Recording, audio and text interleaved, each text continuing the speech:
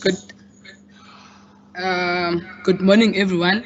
Passing my warm greetings to welcome everyone who just joined or who is in the house with us. I welcome you all today.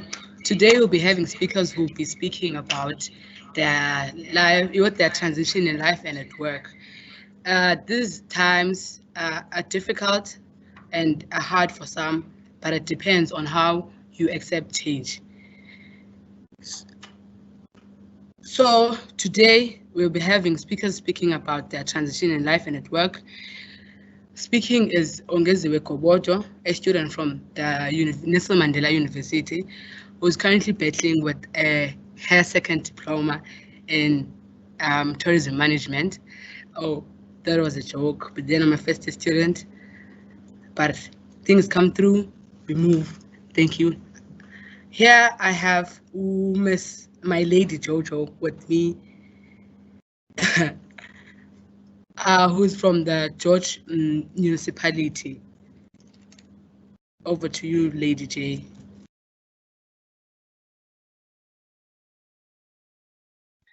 Good morning, everyone. I'm Lady J from the George Municipality, and it's good to be back. Apologies for my voice. I lost my voice, but I didn't lose my spark. I'm still here, and I'm happy and I'm alive. So we will continue. I've learned that the show must go on. Babakanchani. So, ladies and gents, like I've said, I'm glad to be here, and thank you to NMU for the opportunity once again for us as the municipality to be part of this conference. Ladies and gents, I'm going to introduce my fellow MC. So she is born and bred in a small town called Kala in the Eastern Cape Province. Goa is a Nelson Mandela University Central Council member in the year 2019. She obtained her first qualification, higher education in business studies, and is currently pursuing her national diploma in tourism management. She's a firm believer of equality in all aspects of life. She loves and breathes the aim not to sweat, but to prove. And I thank you. Over to you, sweetheart. Thank you very much. Thank you very much, Lady J. As you've all heard, I'm a graduate, guys, so please let's be serious when we're facing each other. That's a joke.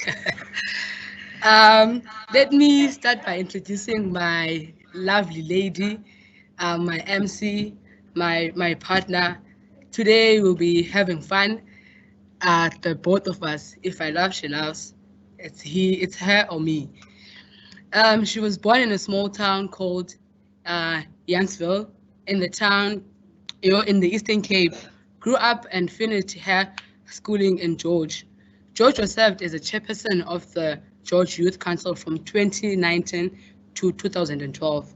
Georgia is also a former chairperson for the George Municipality. She was also regional chairperson for the George Municipality. She was also sex workers education advocacy task force and also a human rights defender and trained. Georgia is the co-founder and executive board member for TransTech SA, currently serving direct chairperson for the LGBTQI community. That's us. And the Garden Route District. She is permanently employed at the George Municipality. Georgia is very spontaneous, loves challenges, and don't believe in giving up. Perseverance is part of her. Thank you.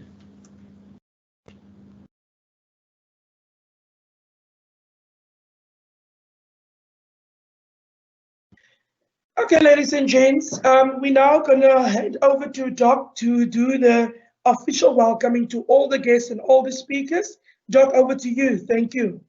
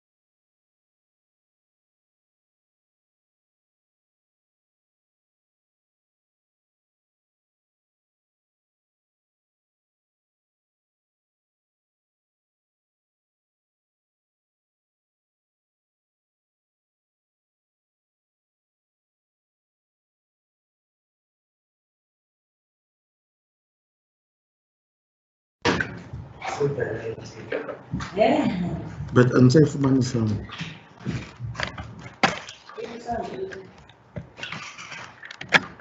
Dr. Ramashapa, you live? Okay. Am I audible? Yes. Okay, thanks. Morning, everyone. My name is Fogora Mushaba, HOD for Student Life and Development here, Nelson Mandela in the Western Cape George campus. Welcome everyone in our conference, which is in collaboration with the George Municipality, because as the university or as the division, we believe that the university must have a social impact with the society. It can't be just those learned professors and doctors sitting on top of a mountain being proud of their qualification. You know, we have to be brushing our shoulders with the community, with the vulnerable, with the poor, with the rich. As part of youth empowerment, this is our second annual conference with the municipality, just to have an impact in our young people. This one, the program now, it deals with the transition in life and at work. And all the speakers, they are the product of this campus. So just to show the youth that they are not lost to be in a small space like others who are in a bigger place like PE. You can be something you can be bigger in a small place, but it all is in your hands and it's in your heart and it's in your mind. So we just want the speakers to share with their life journeys, you know, from the Bundus of Toyando, the Bundus of Aidujwa. So that how did they arrive here? How did they arrive in this place, which is different from the place where they came from? So, but that is part of motivation through work and life experiences, not talking to the youth through abstract terminologies which are not tangible. So want our speakers to share their life experiences as part of empowering the youth and encouraging the youth that they are not lost.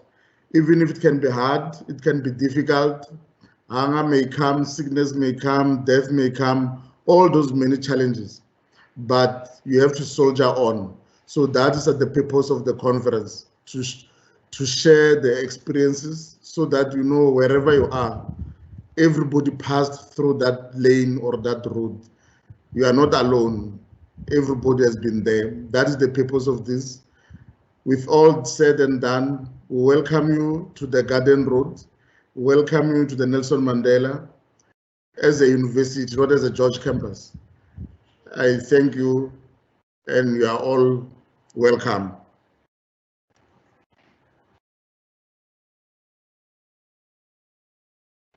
Thank you so much, Doc, for that wonderful and warm welcome. Our apologies for our Deputy Mayor, Councillor Charlotte Clark. She has some technical problems and we would like to apologize for that. But thank you, Doc, for standing in for her.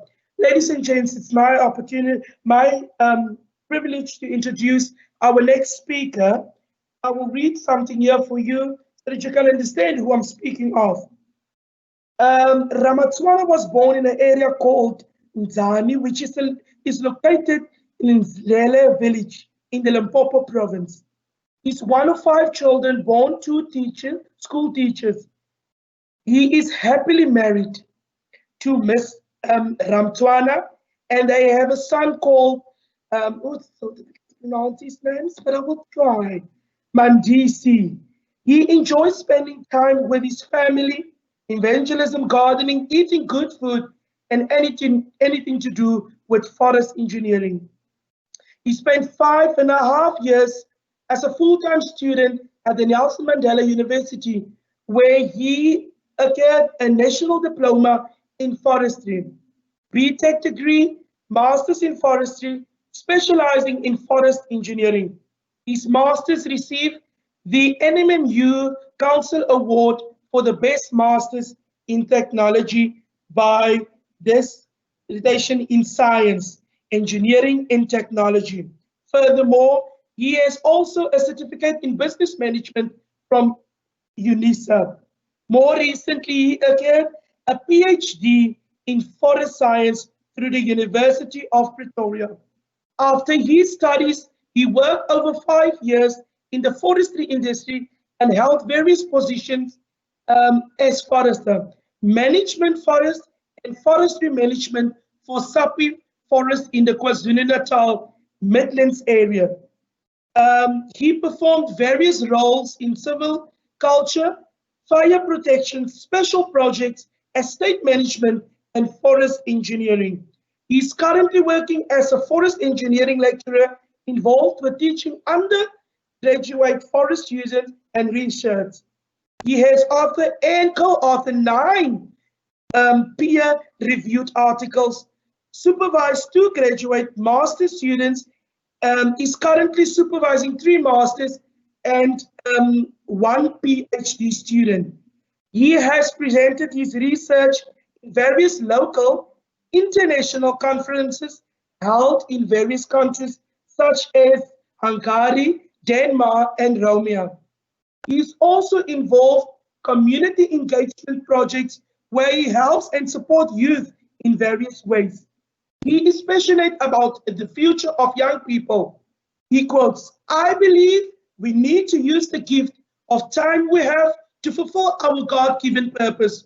When you make positive impact in the lives of others, your actions continue to speak long after you are gone."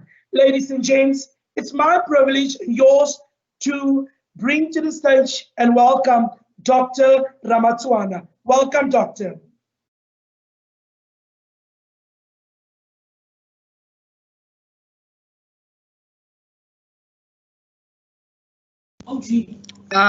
Apologies.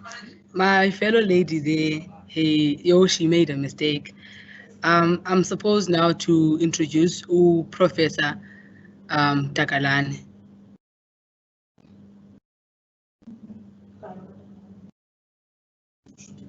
So, Professor Takalani is an associate professor in the Department of Tourism and Hospitality Management under the Faculty of Management Sciences at the Walter Sisulu University, Ibika campus, Butterworth, and currently in the research chairperson of the faculty. He holds a default degree in development studies with a research topic. The contribution of guest houses to local economic development in the Eden District Municipality, South Africa, from Nelson Mandela University. He also holds an MTech in Tourism and Hospitality from Tswana University of Technology, a degree in Tourism Management, National Diploma in Tourism Management, both from Port Elizabeth Technikon, and a bachelor's degree in Education from the University of Venda. Hey, profile, you're moving. Professor Ramakumba started working as a part-time lecturer in the tourism department of Port Elizabeth Technikon in 2003, and later joined Eden District Municipality as a local economic development officer in 2008. He later joined the Nelson Mandela University as a lecturer in 2009 and was promoted to senior lecturing position in January 2017. He has extensive experience in research, and to date, he has published more than 30 research articles, both as a single author and as part of a group author. He has also participated in Program View for Accreditation Council of Higher Education in Lesotho. He has also attended and presented at more than 4 research conferences, both local, national, regional and international. Professor Ramakumba has a vast of experience in lecturing and curriculum development, boasting more than 10 years of experience in the education sector. He is currently supervising one PhD student, co-supervising two PhD students, and one MPhil student, both in the tourism field. He holds qualification both as an assessor and moderator at these were obtained in January 2017. Go on, Prof. Well done.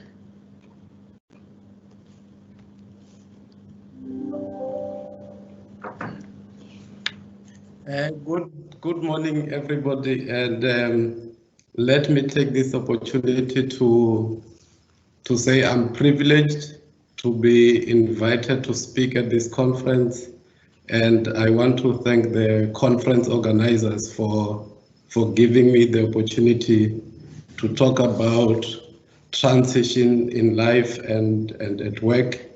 I am a proud alma mater of the Nelson Mandela University. Many of my qualifications were obtained there, and I'm also proud that I started working at the George campus of the university. So central to this has always been my idea of seeing young people to be successful in life. And I want to base my motivation or my talk on the fact that where you come from should not be a matter that determines your destiny. Your destiny should always be in your hands. And how that translates is more based on how you make your decisions in life. The concept of where you come from can be interpreted differently on the basis of how people see it. It could be that you come from a very poor family. It could be that you come from a rural area where resources are not available to support your dreams, to support the ideas that you have in terms of the progression that you want to see in your life. It could be that you come from a rich family, but it does not mean that the wealth of your parents are your own. You have to charter your own destiny to accumulate your own wealth. So that's why I'm saying where you come from is not a determination of what you can achieve in your life. If I refer to my own personal experience, we are 6 in my family, and I'm child number 4. We were raised by my mother because my father never worked. So when I tried to find out why my father never worked, I was told that at the time that he went to Gauteng to look for employment, he was a victim of crime and he was stabbed to an extent that one of his hands was dysfunctional. So he had to come back home and he was not working. So my mother worked in a coffee plantation where she would wake up at 3 o'clock in the morning to be able to walk and be there by 6 o'clock when they start. They will knock off at 6 in the evening and she will arrive at home after 8. So we hardly had an opportunity to see, talk and sit with her because of her work commitments. But that for me was a motivation enough to say, my parents are struggling, I want to make something out of my life. And from the secondary school that I attended, we used to walk for about an hour to go to school and another hour coming back. And at that time, you would walk barefoot. You didn't even have these days people have school bags to put their books inside. We used what we call during that time a checkers, only to realize that checkers is a name of a shop. We were using plastic bags, but we call them checkers. So you will carry your books with your checkers to school and back. When it gets deteriorated, you look for another one. But what also was important for me was to see how my parents were struggling for me to be able to look for odd jobs here and there in families around which I thought they had money. So you will go and do garden work in their area, you get a 10 rand here. But during winter season, my mother would organize work for us at the coffee plantation. So you will go pick up the coffee, and it's winter, it's cold. So the coffee trees are very tall, so the sun hardly gets inside. So as you are busy picking up the coffee in the morning, your hands get so cold that you can't grab them. So you'll have to wait for a little bit of sunlight to come through. And at the time, I think the kg was only 20 cents. So after the whole school season, you will at least get something like 30 rand. But at that time, 30 rand was a lot of money. So you could go to a local shop and buy yourself some shorts and some t-shirts or shirt. But my transition then becomes an element of motivation to be able to move myself out of that situation. And then you can imagine you want to move yourself out of that situation, but you know that your parents will never be able to take you to university. But I said, if I do well in high school, I should be able to get a bursary or a sponsorship. So when I finished my matric, luckily I got, these days you call it NSFAS. At our time, it was called TEFSA. So I was sponsored for my 4-year degree at the university. And then at the end of my 4-year degree, I quickly realized that I was doing education. I was practicing going to qualify as a teacher. I quickly realized that the government was closing down your teaching colleges because there was an oversupply of teachers. And it technically meant that when I finished, and that was going to be in 1998, I was not going to be employed because there is an oversupply of teachers. I had to make a quick decision on what I need to do. I decided if I can get funding again from TEFSA, I'm going to continue studying. And luckily that happened, and I found myself in George at the Port Elizabeth Technikon at the time, and I registered for National Diploma in Tourism Management. So upon arrival there, and mind you, I'm coming from a university, so I come to George. It's a different setup altogether. I've never been in a class where there was access to a computer. At the university for 4 years, there was never a computer in front of me. So I arrived in the first year, I must do end user computing. It was a daunting task for me, seeing a computer for the first time in my life. In a class, you've got students who have had computers in high school. For them, it was easy. So I will be the last person to leave the computer lab every day because you type, you save your work so that the lecturer can mark, and you're not certain of what you are doing. So you will be left alone there with the lecturer just to make sure that all goes well. So part of my integration into that setup was I need to find myself in a situation where I can have access to certain things. So in 2000, the year 2000, because I was enrolled in 2009, in the year 2000, I found myself as part of the SRC. I was the finance person and the transport person in terms of logistics for the students. So that is where I then realized in life, regardless of where you come from, you can find yourself in a situation where you put yourself up there and be able to influence certain things. So after I finished my diploma for 3 years at the George campus, I was motivated by the HOD of tourism at the time was based in PE, Dr. Batis, who said he sees a potential in me and he is encouraging me to do a BTech. So I moved to Port Elizabeth 2nd Avenue campus to do my BTech in year 2001. And he provided a little platform for me to give me a first year group of students to be a tutor. And that is where I started getting experience on lecturing. So after completing, my lecturer at the George campus, who was the coordinator for the faculty at the time, called me to say, you need to come back. I can give you something to do part-time. You would have heard that I worked part-time from 2003 until 2005 when the merger happened.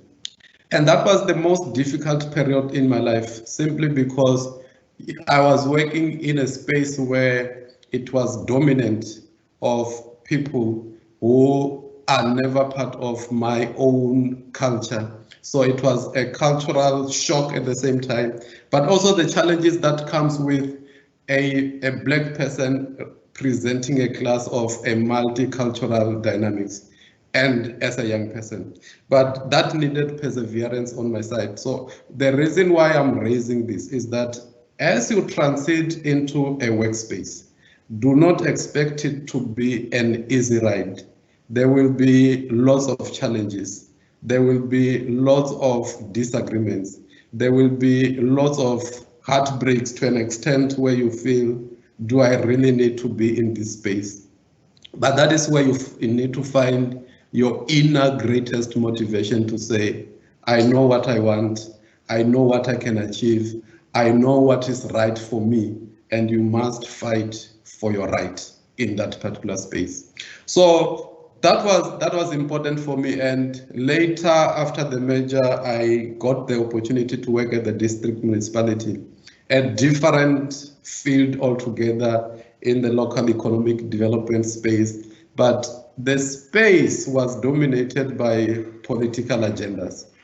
It is a very difficult space to navigate because you have your officials, but you also have your councillors, and the environment becomes a particular one where you also need to be a tough individual to be able to survive that space.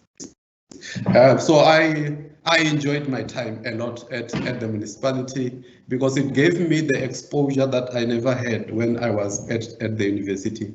So sometimes it is also important that we must allow ourselves to have different experiences in different areas to build our character, but also to test our own resilience of how far we can cope with different challenges that are posed to us from different areas and different walks of life. So 2009, I got the opportunity to go back to the university as a lecturer, and since then, that is where most of what I have achieved in life started, because I was now in a more relaxed environment. I was in a space that I felt I can make a contribution. And during this time, I had the opportunity to serve in various committees. And the reason why I'm raising the issue of serving in various committees, we need to give ourselves out to the community. We need to give ourselves out to the people that we work with, but also the key stakeholders. And in this perspective, the key stakeholder was the student. So I served in many committees, and always in these committees, my agenda has always been to advance the interest of the students.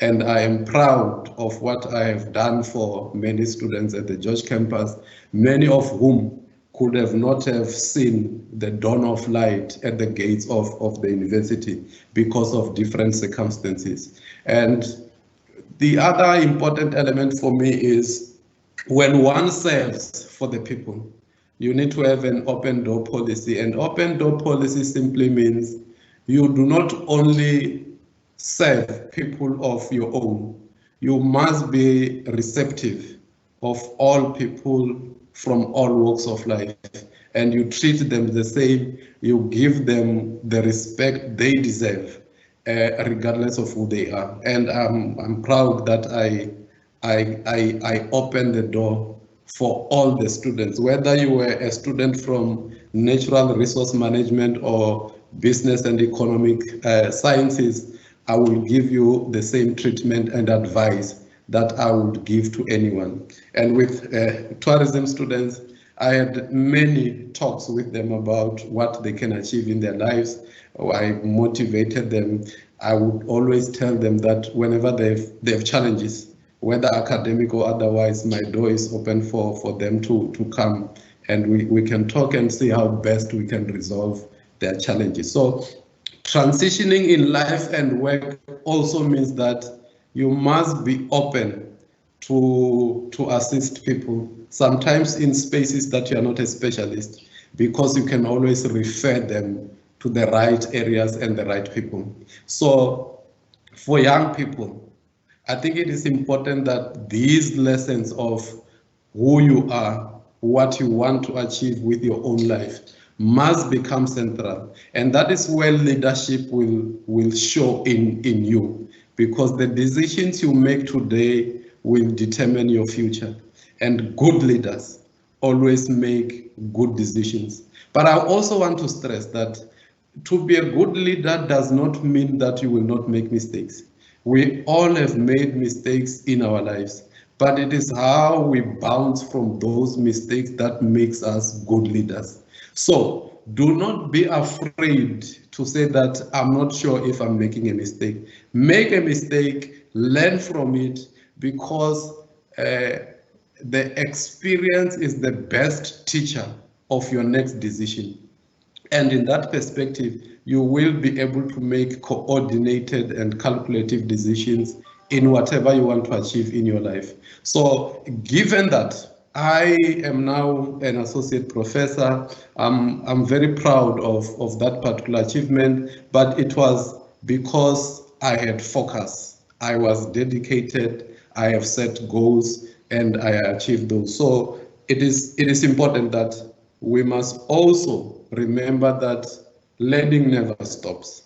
We must try and learn every day, whether we are learning from a formal qualification perspective, informal, or around life. We should give ourselves the opportunity to learn, because that is how we will progress better in life, and that is how we will function better in a society. I think the last thing that I want to say to young people is that you are the ambassadors in the communities that you come from. In your particular perspective, you are the ambassadors of the university that you are currently learning. Make your university proud of the characters that you are. Make your communities proud of the characters that you are. Contribute something to the university, contribute something to your communities. A living legacy is good, and when you are gone, people will remember you of the good deeds that you have done for them and the communities around you. I am sure that you are all capable. You have in you the leader that you can be. It is for you to harness it, to make the right decisions, and never be afraid to make mistakes, because in that way you become a better person. I think the slogan of the university puts you in a very good position to say, after all said and done, you must be the change that you want to see in the world, and you must go out there and change the world. It is in you, you are capable, you can do it, you just need to believe in yourself. And that is the message that I want to leave with all the young people, that you must go out there and change the world and believe that you are capable of doing that. I thank you for this opportunity. Thank you very much.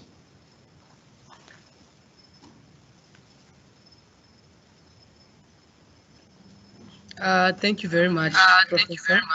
That was a heartwarming and a good speech for us young ones. Now I'm about to introduce the best man of NNU, Mr. A.L. Masebeni. Mr. Masebeni was born on the 2nd of March 1989, raised in the Eastern Cape, home of legends, for sure, Mr. Masebeni. In a town called Umtata, attended and completed his high school in Umtata High. Currently holds a diploma in marketing and advanced diploma, business studies, management practice, both obtained from Nelson Mandela University. Currently enrolled for BCom Honors, Business Management with the UNISA. Served in the George Campus Student Council for 3 terms between 2012 and 2014, once as the secretary and twice as the chairperson, was obtained as a resident student assistant in 2015 from January till June.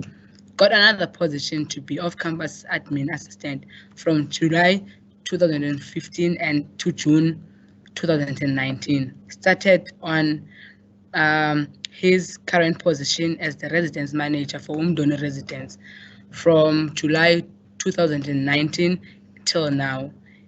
He is a married man to the most beautiful wife. God bless them with two handsome boys. His areas of competence are leadership, mentorship, governance, project management, policy development, and reviewing. Values that describes him are Ubuntu, responsibility, and forgiveness. Over to you, Mr. Museveni.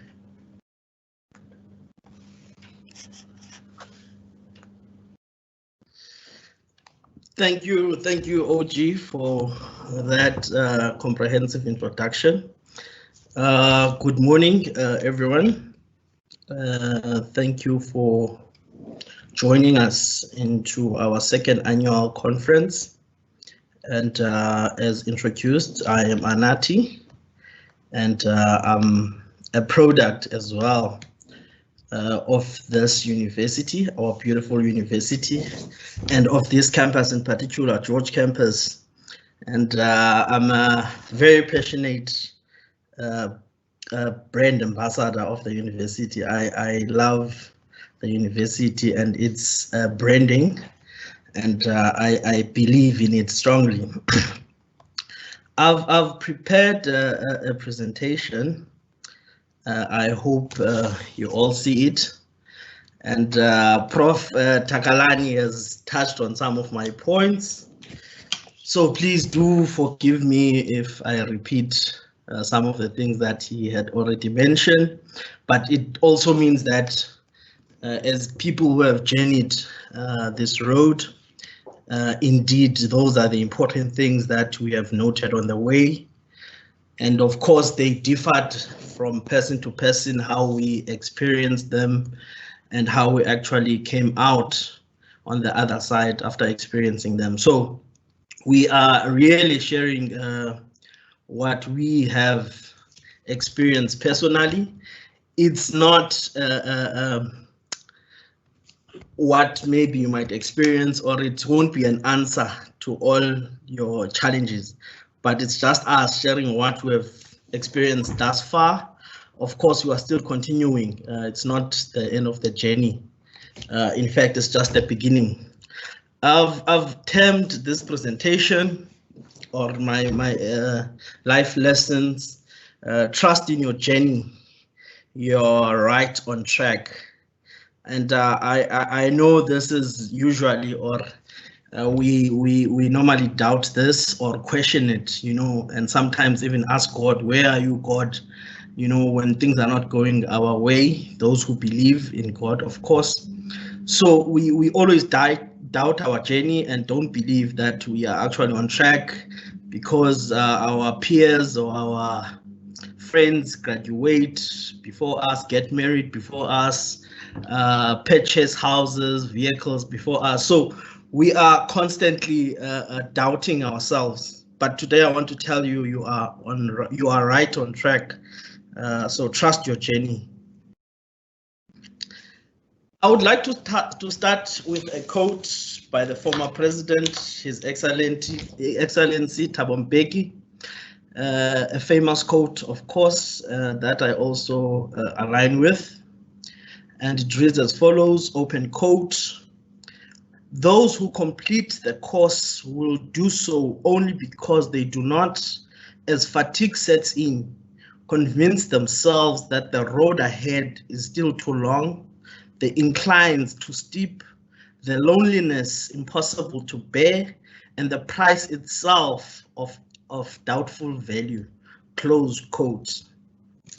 Indeed, I find this quote more relevant, especially during these times that we are facing, where in March, when the president announced that the country will be on lockdown, it was like a movie.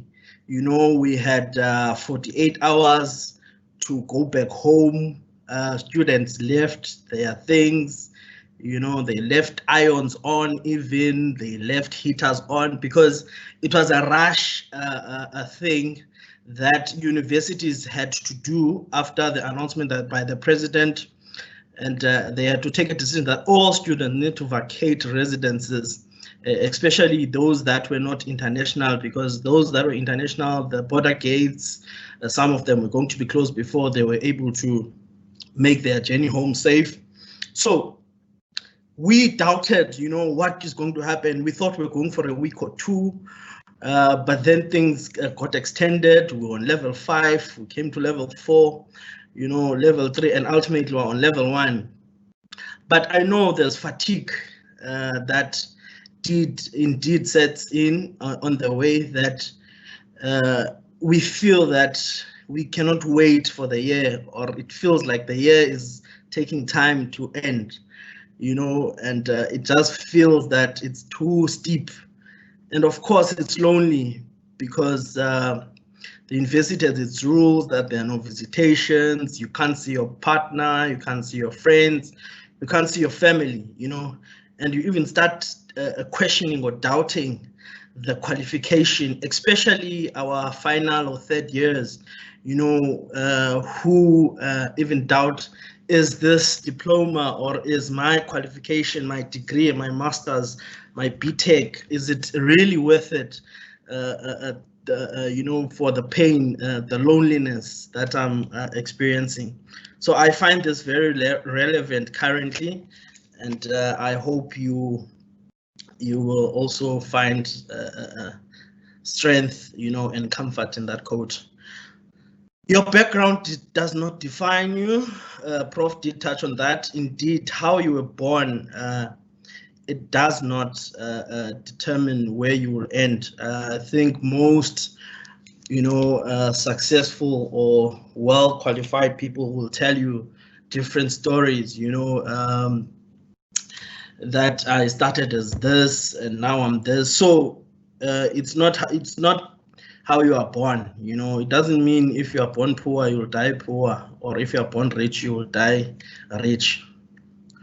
Where you were born, you know, it also does not mean anything. If you were born in the Eastern Cape, the home of the legends, it doesn't mean anything. It doesn't mean that you cannot be successful and go stay in Joburg or stay in Cape Town. You know, when we're growing up, we always dream of being successful and moving to the cities, which is your Joburg and Cape Town mostly. That's what we idealized growing up. So where you are born does not determine your future or your success. Your circumstances also, they do not define you. You know, Professor Takalani talked about you know, having to work and studying, you know, so you trying to make ends meet, you know, does not mean that now you won't, you know, ultimately be successful. So your background, it does not define you, and we have seen it. We know you hear these things every now and again, and you know, we know that you might know, but we just want to remind you and reinforce it, you know, because we have seen it also for ourselves.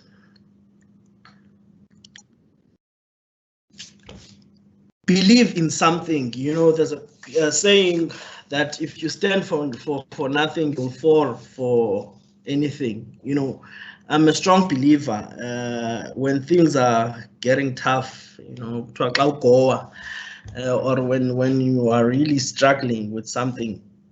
My advice is you need to have something you believe in, whether it's a pen, those who believe in ancestors, in God, a stone, a song, even. Just have something that when the going gets tough, you know, it keeps you going. It doesn't matter how small it is, it doesn't have to be big, you know, as long as it keeps you going. Just believe in something, because there will be tough times, there will be lonely times, but if you believe in something that, you know what, I will make it, you will make it. Again, Prof spoke on this, and I'm also a big supporter of this. Make your own mistakes. It's important. You have to make your own mistakes, and I would strongly advise make them while it's still early stages of your life or your career than on a later stage. It's normally difficult or problematic when an elder or someone high profile in life makes mistakes at a later stage, and we start throwing stones and judging them, because there's certain expectations once you reach a certain level or a certain stage of your life. So as far as possible, make them at the early stages of your life. If that is currently now, make as much mistakes as you can. Of course, now don't go and make wild mistakes, make mistakes that are reasonable according to your age bracket or in your career journey. So in making your mistakes, you must take decisions. Don't be afraid to take decisions. They can be wrong or they can be right, but that's how we learn. That's how you will learn. You will not learn if you just let things pass by. You sit, no, I will see what happens. It will happen when it happens. No, take a decision. And in making that decision, whether it ends up being wrong or right, you would have taken a decision. Do not have regrets, which is what is currently a challenge with our students in institutions of higher learning, which has led to mental health issues. And those numbers are growing in institutions of higher learning. Please, once something has been done, it's done. You have to move on, forgive yourself, accept whatever outcome has been there, work on yourself to move forward. Do not have regrets, because that's what is killing our students and our youth currently. We regret, yes, I so wish I didn't go there, I so wish I didn't, do that, and so forth, and it would have been done already. So you stressing about it now leads to you falling into depression, having suicidal thoughts, because now you feel that you are a loser, you are worthless, and all of those things. So do not have regrets in life. Take calculated risks. Your investors will tell you this is what most investors do, and those who actually do win big in their investments. Taking risk, it's good, but in most cases, please take calculated risks so that you minimize, the effects should things go left. Make sure that your risks are calculated. Of course, it won't be up to perfection, but at least you would have known that you did try, and the damage is as minimum as possible.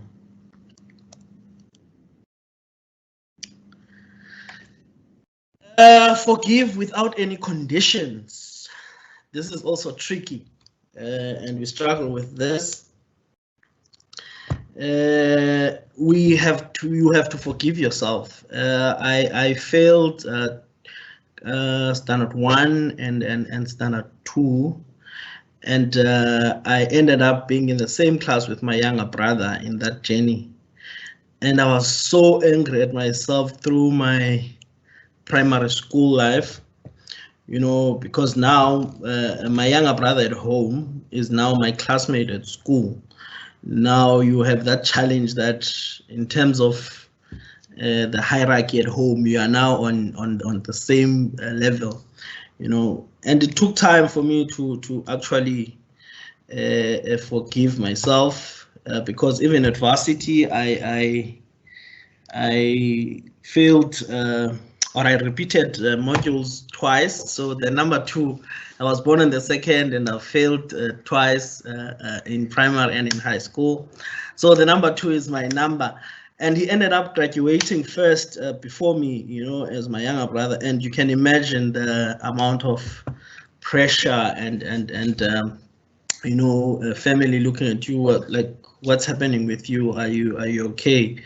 Or are you, you know, are you academically fit? You know, but yeah, I had to come in terms with that now my younger brother has to give me money, because he even started working first before me, and at some point I had to sit down and forgive myself for all of my mistakes that I made through failing back then.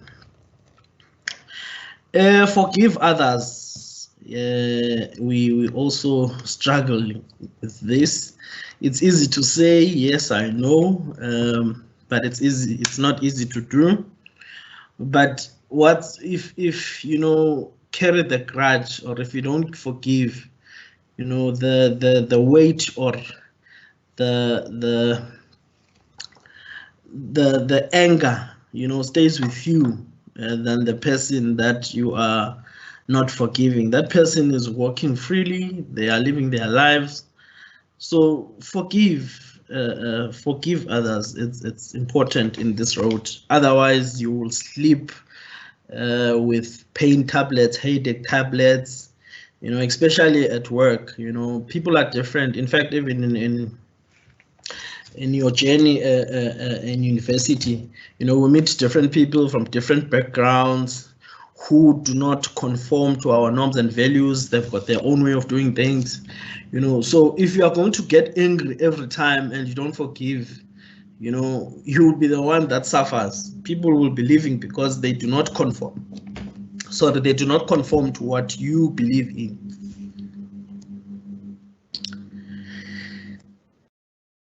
You must allow yourself to feel the pain, and this is a big challenge for the male colleagues or the male community.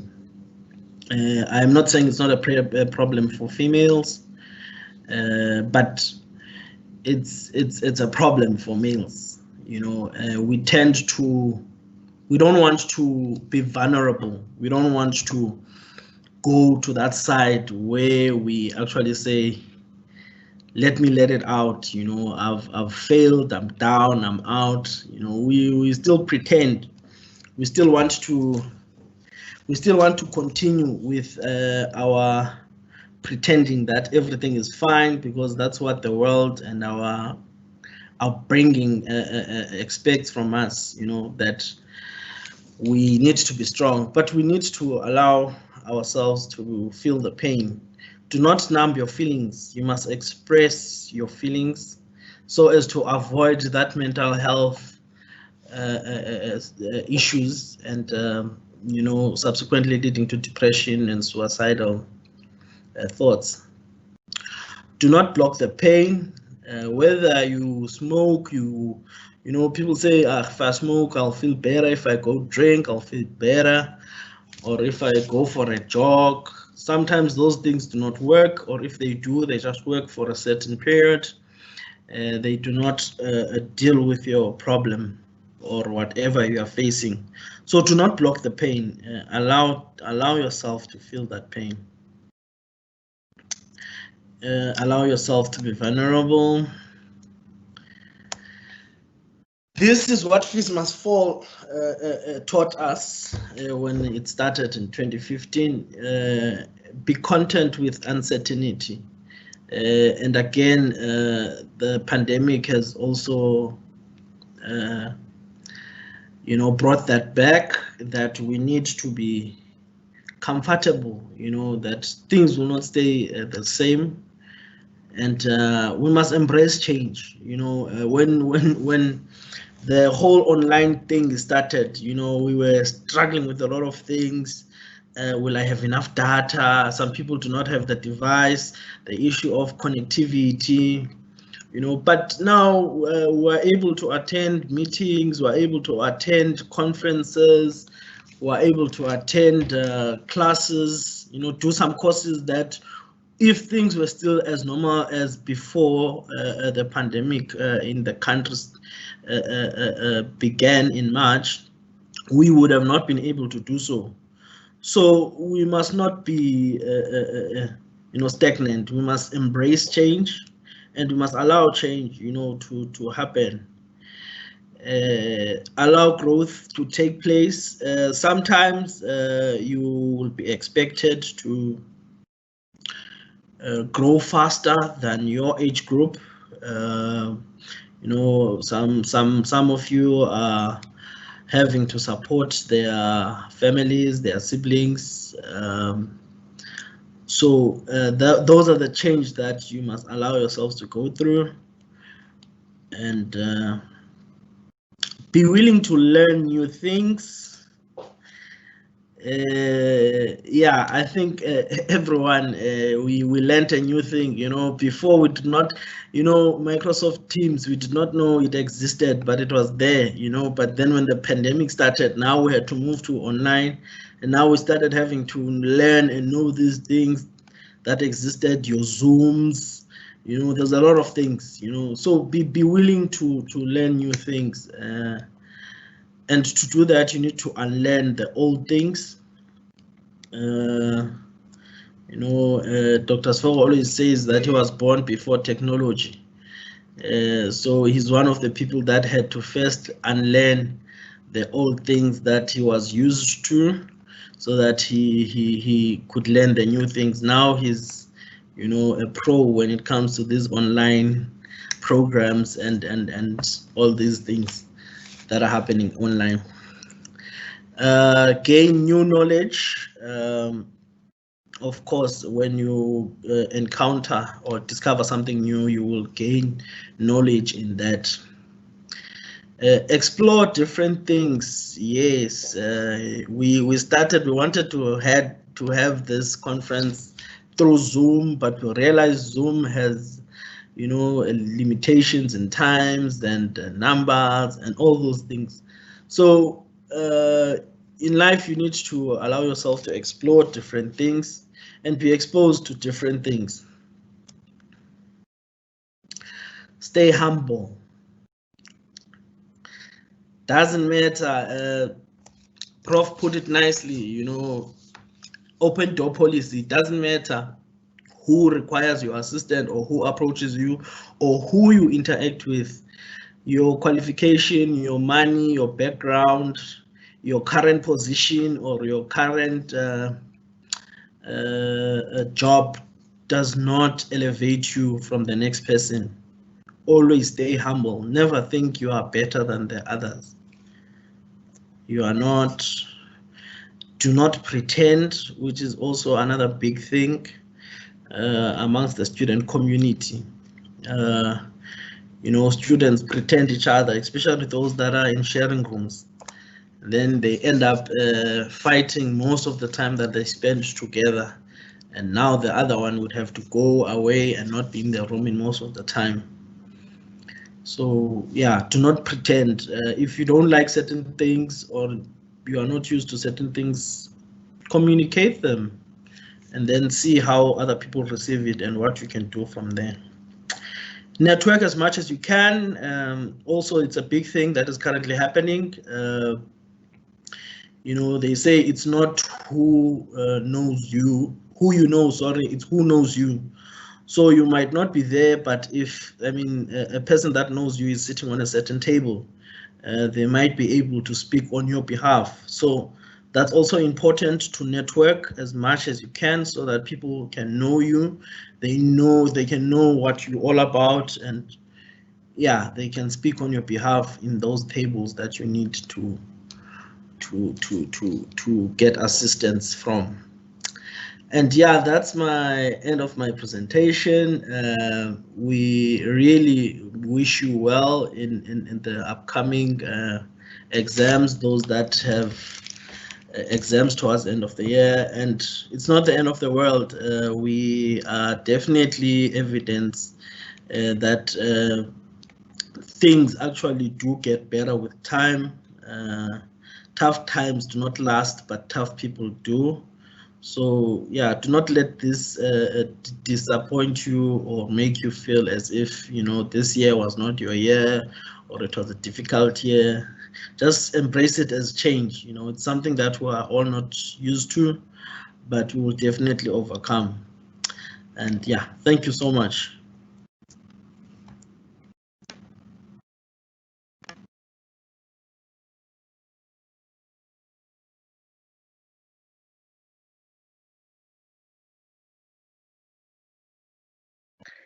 Thank you so much, Mr. Anati. Ladies and gents, I have already read the bio of our next speaker. So I'm just going to announce and welcome Dr. Ramatwana to the stage. Welcome, Dr. Ramatwana.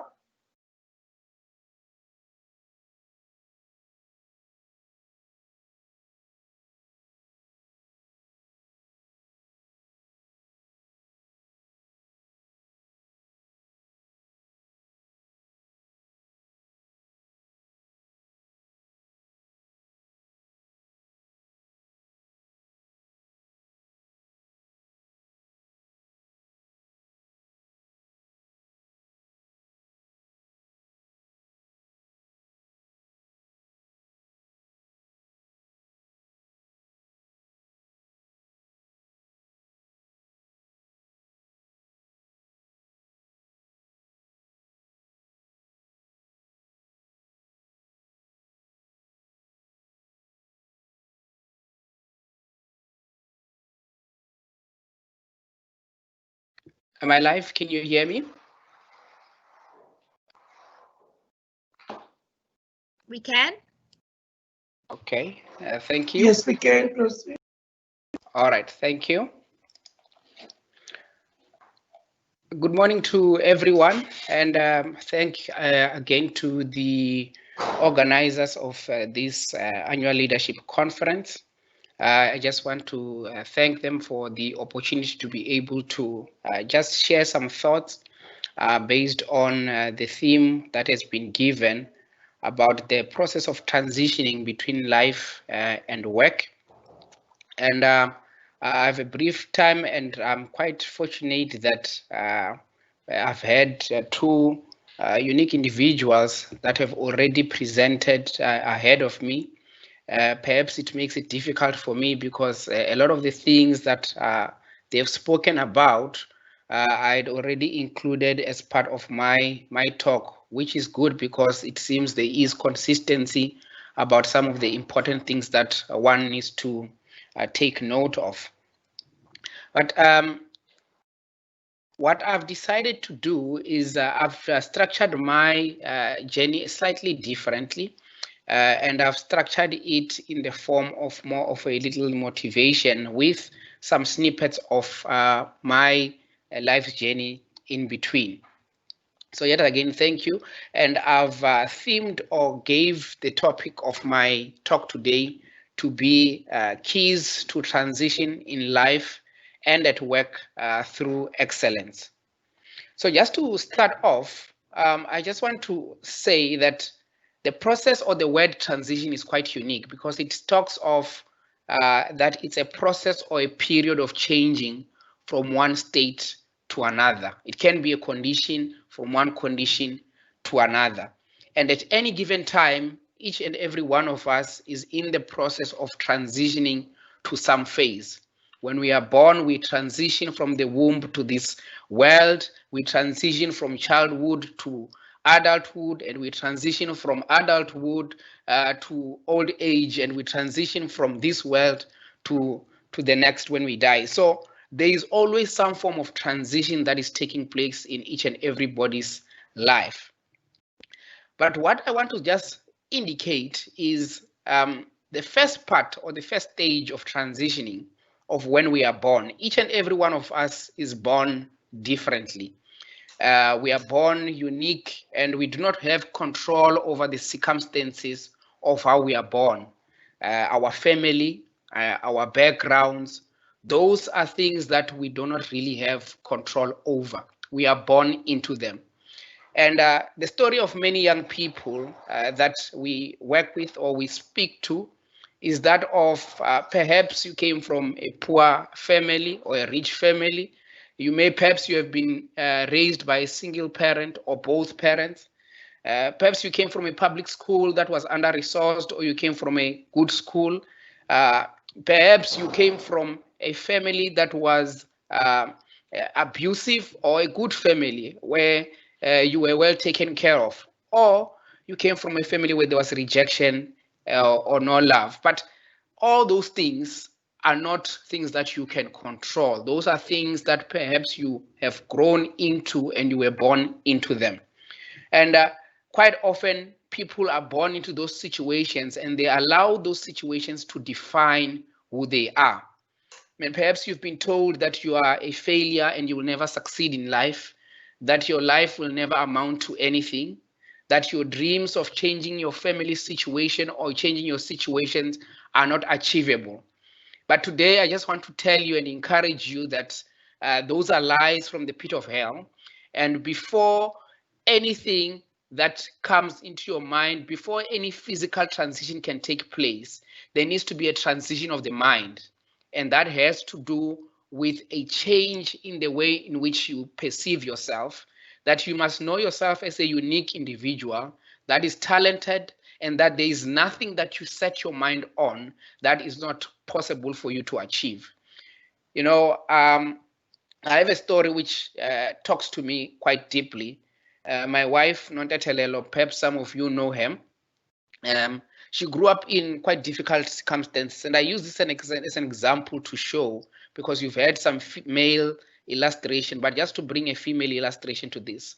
She was born in quite a difficult family in the Eastern Cape area, where her mother passed away when she was 10 years old. Then she was taken to an orphanage with her brothers. And there the orphanage closed down, unfortunately, and she had to go back to family. Unfortunately, things were not going well with the family. She was not allowed to go to school and had to take care of other children. Eventually, she went to her father and stayed with the stepmother, but also there things didn't work well because the stepmother didn't want her. She then ended up living with a cousin and ending up in Pietermaritzburg, where in there the situation was still difficult because you are staying with family members and you are not really their priority, and there's not much love and consideration for her.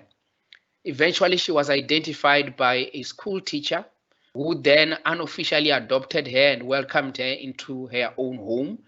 And there she stayed with her until she graduated grade 12 and then came to university. The reason I give that illustration is that sometimes you are born into these situations which you do not ask for, which you do not perhaps want to have in life, but you are in those situations. And what separates great leaders and individuals is when we face all these forces that come against us and we rise up and still are able to succeed. Because what we need to know is that God will never give you a burden that is too much for you to carry. You will be able to carry it. And the reality of the example that I gave is that this is a reality that many people face, and that perhaps you maybe have faced in some form or the other. It is something that we see on a daily basis. It is part of our narrative. And your difficult background and your family's misfortunes do not have to be your future state, because that is not what is supposed to define you. Yes, maybe you didn't have parents when you grew up, but you can be a parent. Yes, perhaps you didn't have money when you grew up, but you can be financially free. Yes, maybe you didn't go to a well-resourced school, but your children can be able to go to better schools.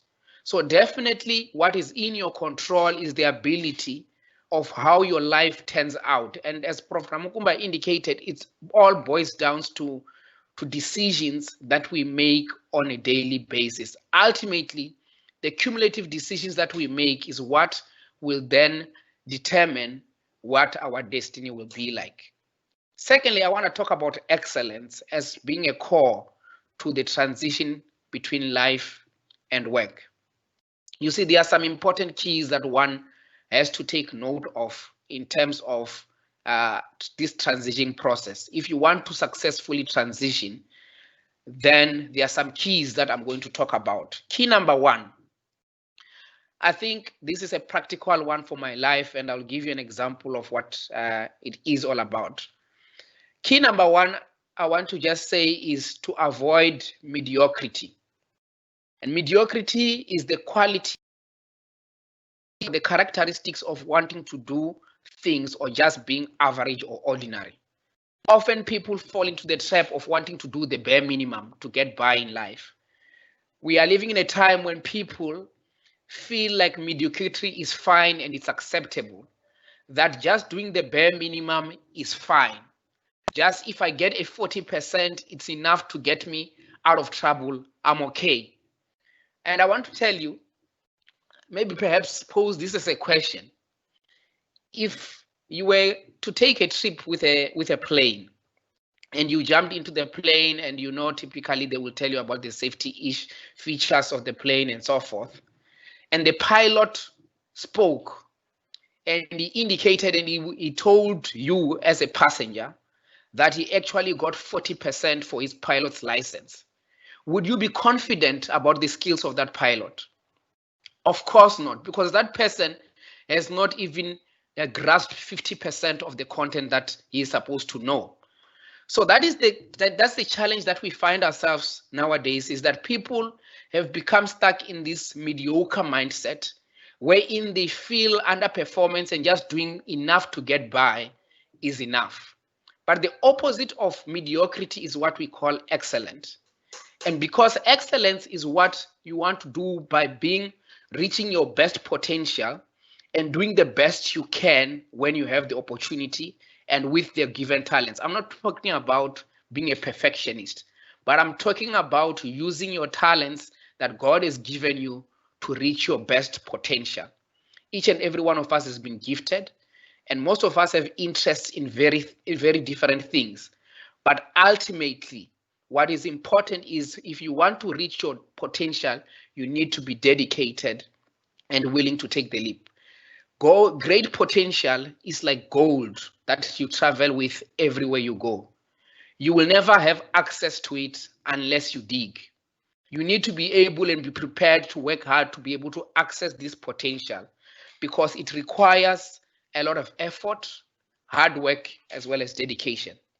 And excellence is what you can have as an individual, whether you are at home, whether you are at work, or whether you're at university. You can do everything to the best of your ability, because that is what excellence is all about. So I think that is an important key characteristic that one individual should have. And I've lived with that characteristic in my life, that whatever I find myself doing, whether it is in forestry, whether it is at work, I will give it my best, and try my level best to achieve it. The second important characteristic I want to talk about is the characteristic of hard work, commitment, and responsibility. Yeah, I want to tell you a story. My father once asked me a question that I will never forget. He told me, he said, I was still a teenager at the time, and he said, Mwedanyi, if you had two cups placed in front of you, and one had sugar and another one had peri-peri, which one would you take first? If you had to eat both of them, which one would you eat first? Of course, I jokingly said, I would definitely go for the sugar. Then he said, this is an illustration of life. He says, in life, you will have to take two cups at some stage of your life. He said the sugar cup represents the nice things in life, and the peri-peri cup represents the difficult things in life. He said in life, you can either start with the easy things, and that is the sugar, and end off with the peri-peri, which is the difficult stuff. Or you can decide to start with the difficult things, which is the peri-peri cup, and end off with the sugar. But he said the choice remains with you, what you want to do. He told me as you go to university, various people are going to choose to start with the sugar cup, but ultimately they will have to drink the peri-peri cup, which is the difficulty that comes when they've decided and failed in achieving their objectives. We have young people that have started with the nice things in life. They decide to waste their potential on alcohol abuse, drugs, parties, bad relationships, and so forth. You can mention them with the idea that that is what life, enjoying life is all about. But if you engage in these things, just remember that ultimately you are going to have to take the peri-peri cup that follows. That is the difficult things that you will have to deal with. Ultimately, life has consequences that you need to be aware of. And if you want to be one of those people that sits around at night and watch Netflix through the whole night and be a Facebook or Twitter follower, and you want to wake up at 10 wearing your pajamas and not have any form of goal and ambition, then you are not a person that is prepared to be a leader. If you want to be a leader, you need to be focused. You need to be a person that is willing to develop and a person that is willing to do the difficult things in life.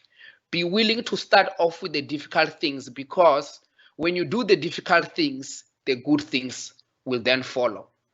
You see, no one can fool themselves. In life, you reap what you sow. If you sow what is death in your life, you will definitely reap death. You will not suddenly reap life. So what I want to encourage you is, in life, for you to reach your full potential, be willing to put the hard work. And I know there's so many of you out there that are sitting and going through your studies, and there's all sorts of forces that are coming against you, that you want to lose hope. I want to tell you that do not lose hope, because the good things are coming. That peri-peri cup is so painful that you just want to feel like, I want to give up. But I want to tell you, don't give up yet. If you are doing your first year or your second year or your third year or your postgrad studies, carry on persevering, because ultimately you are going to enjoy the fruits of all the hard work that you have undergone. See, when I was still doing my undergrad studies in my diploma, I used to study from Monday to Friday, take a break on a Saturday, and then on Sunday resume again, every single night without fail, between 9 and 12 o'clock. I would go and revise my academic studies, what we did for the day, and just make sure I understood. And obviously, I performed very well.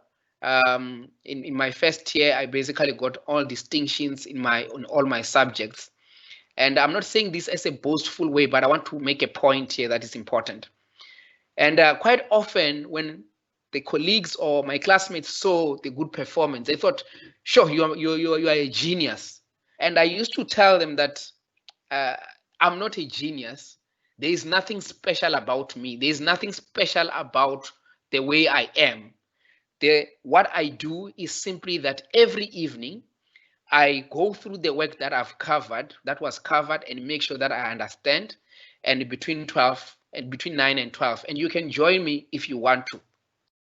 And many people of the students would tell me, oh, okay, we will come and join you. Some of them would say, no, I'm not prepared to do that. But some would say, I would come and join you. And they would come and spend a week or two with the studies, but then they would suddenly vanish.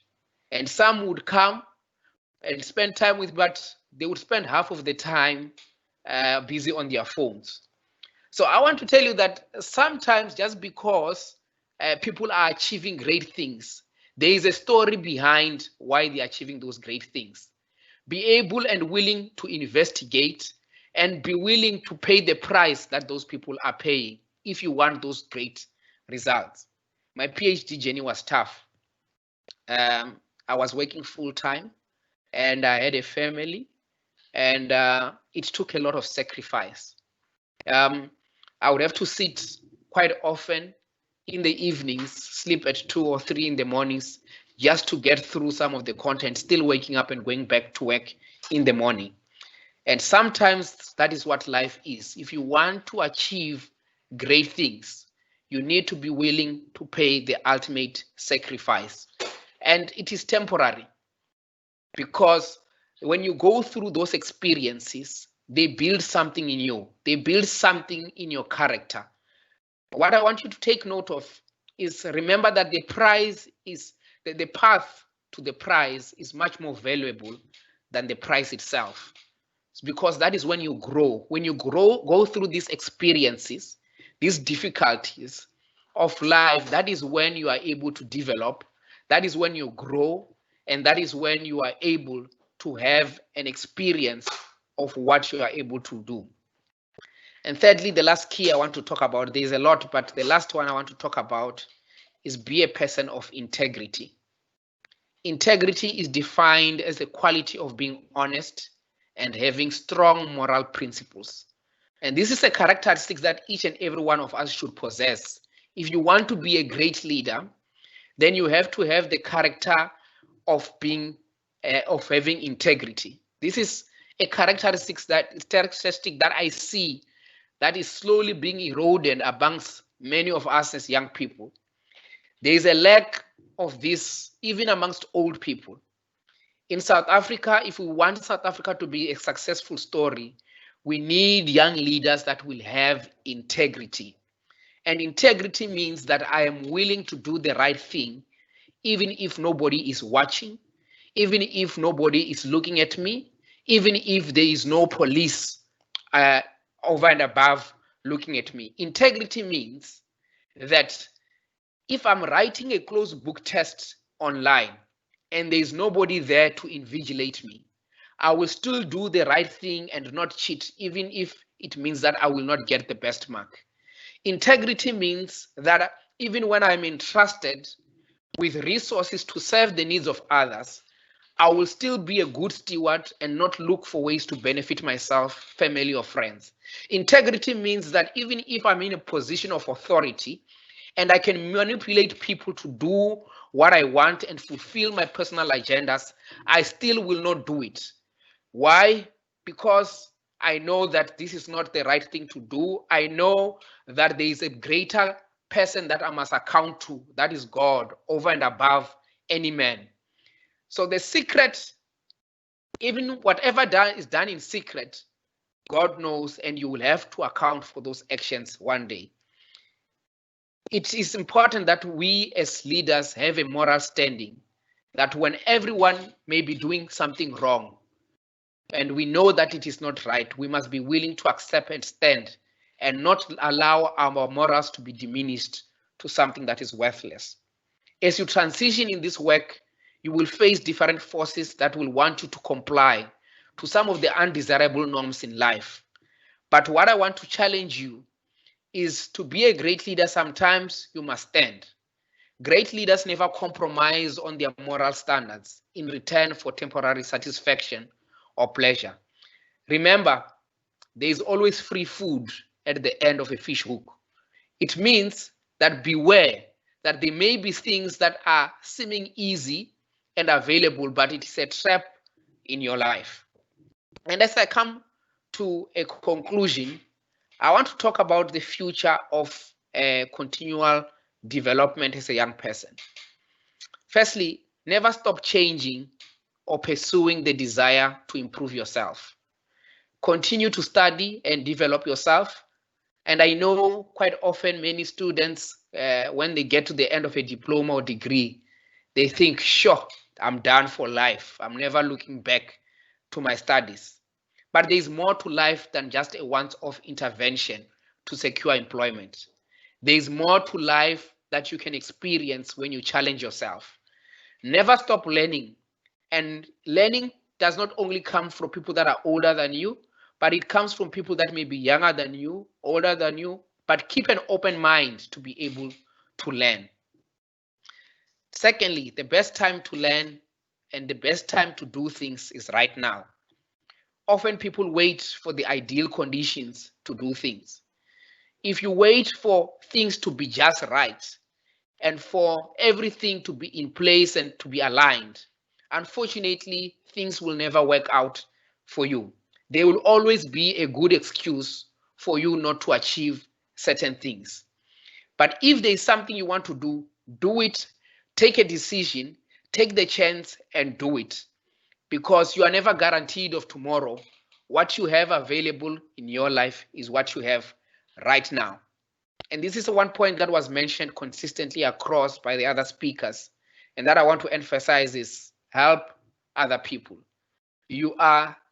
When you succeed and when you are able to do great things, it is not meant for you to be boastful, for you to get all the receive all the praise and the rewards. We are successful so that we can have an impact on other people. The true success is when you have had a positive impact on somebody else. It is not in the possessions that you have, the car you drive, the clothes you wear, the things that you accumulate whilst you are still alive. Because eventually when you pass away and you die, you go into a box and everything else that you have accumulated remains behind and it is used by other people. But the people that you impact positively will continue to live and tell the testimony of what you as an individual has done. The reason we remember Nelson Mandela is not because of the possessions he had. I've never heard someone say Mandela was a great man because of the car he drove or because of the possessions he had. But we look at the character that he had, a character of willing to sacrifice, a character of willing to do more than what everybody else was willing to do, a character of love. And that is what I want to encourage you, is that in life, as you transition through all these things, remember to be able to change and spend time in investing in other people. Because the reason why we succeed is so that we can help others succeed. I wish you all the best with your future leadership roles. And I hope that as you transition through the different phases in life, you will be able to succeed and make a positive difference in life. My story is clear. You have it in my CV and you've heard it. But I think what is important is for us to be able to have some of these nuggets that will help us persevere going through into the future. It is possible. Don't let anyone tell you that you cannot achieve anything, because it is all in your hands. You have the potential, you have the capabilities, and life has the opportunities for you to be able to achieve them. Thank you very much to the organizers and to everyone. And I just want to say, I wish everyone all the best and may God bless. Thank you.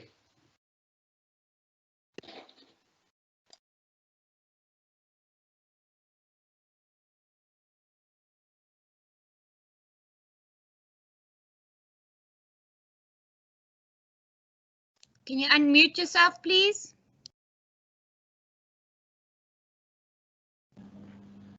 Sorry, technology. Thank you, Doc, very much. As I see that Nelson Mandela is a product of practicing doctors and professors. This is a graduate speaking. No much thing said. Our next speaker is a student. She reflects personality including ambition. Imbokodo, born in the Eastern Cape, she wears more than one cap. Only is she the local SRC accommodation officer, support services, but also Iqabane Likatambo, the current SASCO PTT convener for the year 2020. She is doing her second year in tourism management and that is none other than uSinazo Mihlalishweni. Amandla Mogoto.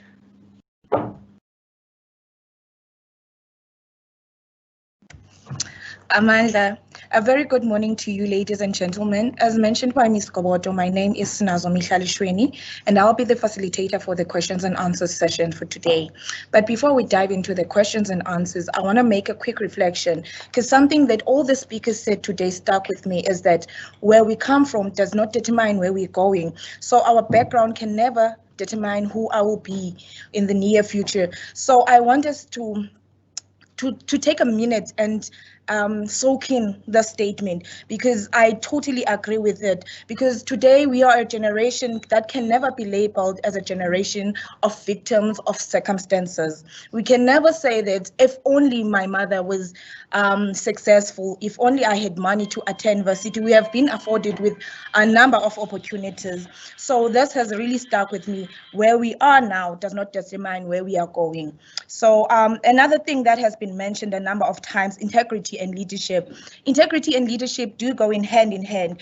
And I think that one thing we need to take on from today going forward is that our success is not only our success, but we need to be successful in order for us to help others. So this is how we are going to conduct our Q&A session. We will take 2 questions at a time, allow our speakers to answer, and then take 2 questions again. So the first question will be for all the speakers. It's not for any specific speaker, anyone who's willing to answer, gentlemen. So it's from Anonymous, and it reads as follows. At what age do you then get to make your own decisions as a person, other than doing what your family expects from you? How does one get to balance on that? I repeat, at what age do you then get to make your own decisions as a person, other than doing what your family expects from you? And how does one get to balance on that? The second question is for both Professor Takalani and Mr. Masebeni, and it's from Bufikile Tobo. I have a question for both Prof. Ramukuba and Mr. Masebeni. Apart from surrounding yourself with people who embrace you no matter your flaws and all, how can one help themselves in bringing about self-confidence to keep on keeping, whether it be a whole new environment? For you, Prof, it's culture shock and experience, and avoiding breakdowns. For you, Mr. Masebeni, that is your failure experiences. I repeat, apart from surrounding yourself with people who embrace you no matter your flaws and all, how can one help themselves in bringing about self-confidence to keep on going? Whether it be a whole new environment, which is culture shock for you, Prof, and avoiding breakdowns, which is failure experiences by you, Mr. Masebeni. I'll allow our speakers to take the floor. Thank you.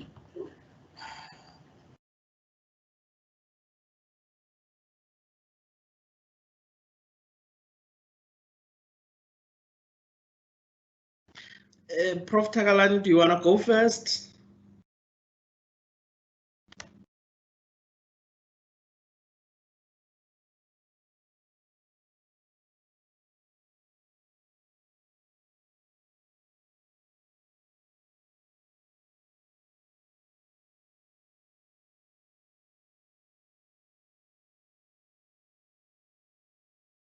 You can go ahead and answer, Mr. Masebeni. All right. Yeah. Thank you. Thank you for those questions. I will try to respond to the first one and the one that was directed to me as well. I think there is no age that you can start making your own decisions, you know, in light of whatever your family wants you to do or take. Just to reflect on me, a cell phone, I started buying myself my own cell phone when I was 15, through, of course, the money that you normally get for lunch from the parents, you know. So I started taking decisions for myself as early as that, and I've that was, I think, yeah, at home, I think they bought me only one cell phone. So as early as you can, as long as it won't, you know, because the other problem or the other issue with being independent or trying to be independent is you might face breakdown, emotional breakdown. If you are able to deal with that, then I don't think I wouldn't say there's a stage where you say that now I am confident I can do my own decision. If you are fit to do so and able to do so, go for it. And then the question about Bufigile. Look, in terms of self-confidence, it starts from within. You have to believe in yourself and believe in what you are doing. It doesn't matter, how small it is. That's why I said, I believe in small things. I believe in songs. And I'm a person who loves igwijo, singing a lot. So you must believe in yourself and believe in anything small, and then your confidence will build from there. And regardless of your failures in life, regardless of your experiences, just believe in something. And yeah, failure, as I said, that it took me some time, but I had to forgive myself for the failures that I encountered in life, and it was quite a difficult journey that I had to go through, but it was worth it because I realized, that through those failures, I was able to be where I am now. Sometimes they say that dreams delayed are not dreams denied, so sometimes you are at the right time, you're at the right place at the right time, sorry, and you might think that your failures, are holding you back, but actually they are preparing you for something great. And that I definitely learned when I was here at varsity. I said I had to repeat 2 modules because I was in student leadership, and I paid some little attention in my especially those 2 modules. But then when I graduate, I was one of the fortunate people who did not have to look for a job. So those failures or those delays were a blessing in disguise, or were going to be a blessing in disguise, because immediately when I was graduating, I had a job which I got when I was still a student. So forgive yourself and believe in something. Thank you.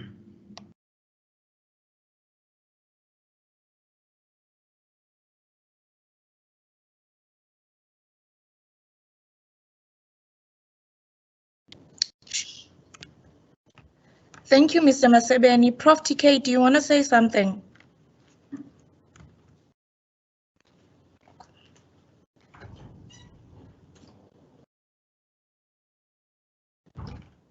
Prof. TK.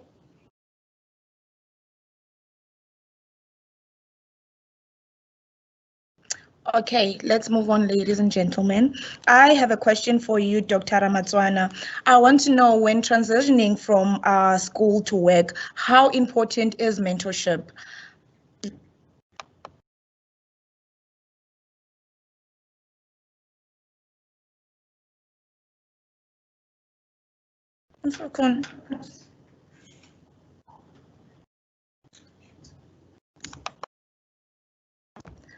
Dr. Ramatswana, I want to know, when transitioning from school to work, how important is mentorship?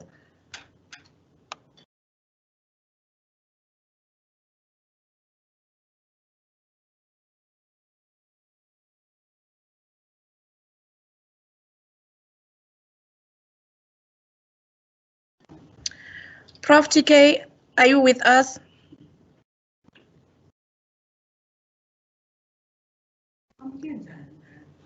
Prof? I guess I'm not.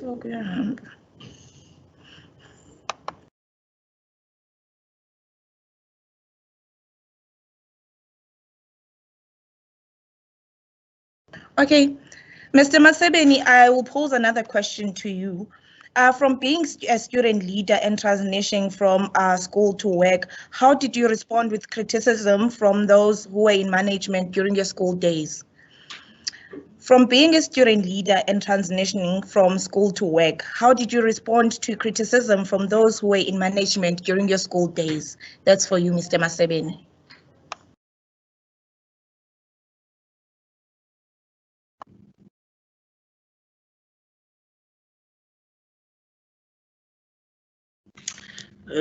Thank you for that question, Mihlali.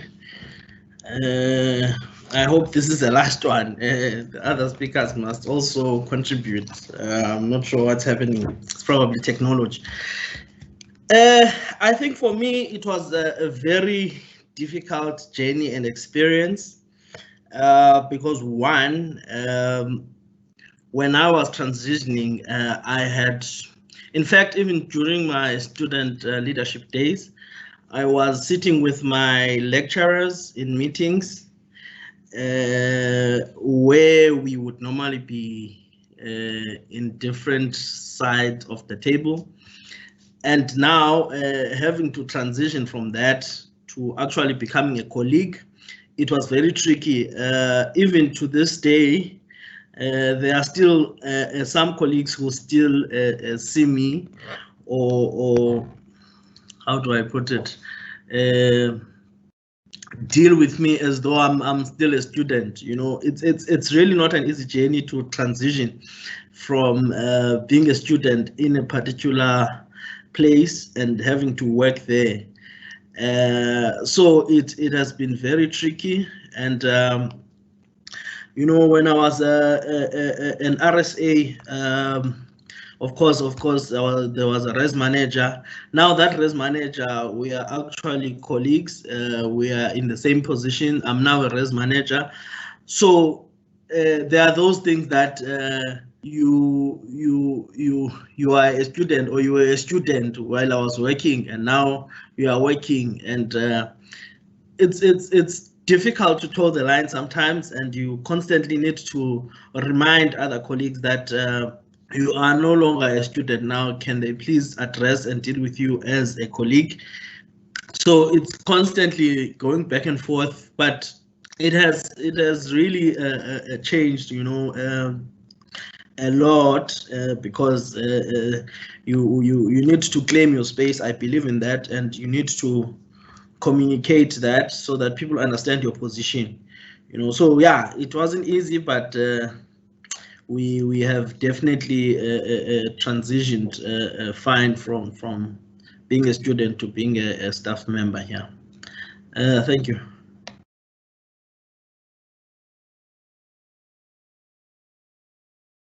Okay. Thank you, Mr. Masebeni. Dr. Ramotswana, are you with us?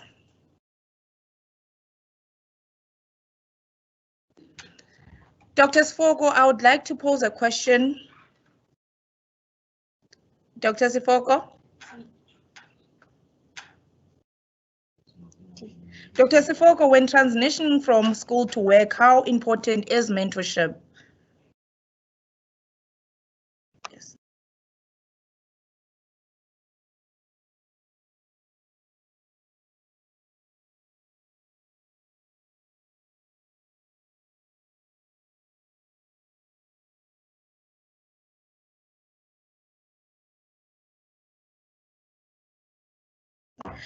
Dr. Sibake, can I steal you for a minute? Can you answer a question that just came in from Lwandi Sombuma? It reads as follows.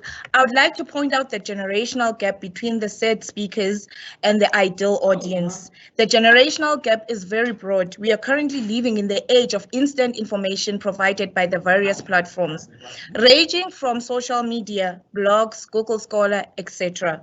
Similarly, entertainment is provided in the said platforms. I feel there's more distractions now than ever.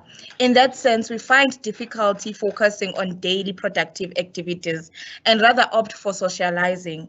In their experience, how did they filter out their distractions back then? And how does this mean they did not partake in entertainment activities such as parties, social gatherings, and all?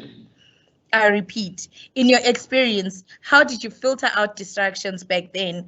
And how does this mean you did not partake in entertainment activities such as parties, social gatherings, and all? And that is a question from Luandi Sombuma. Thank you.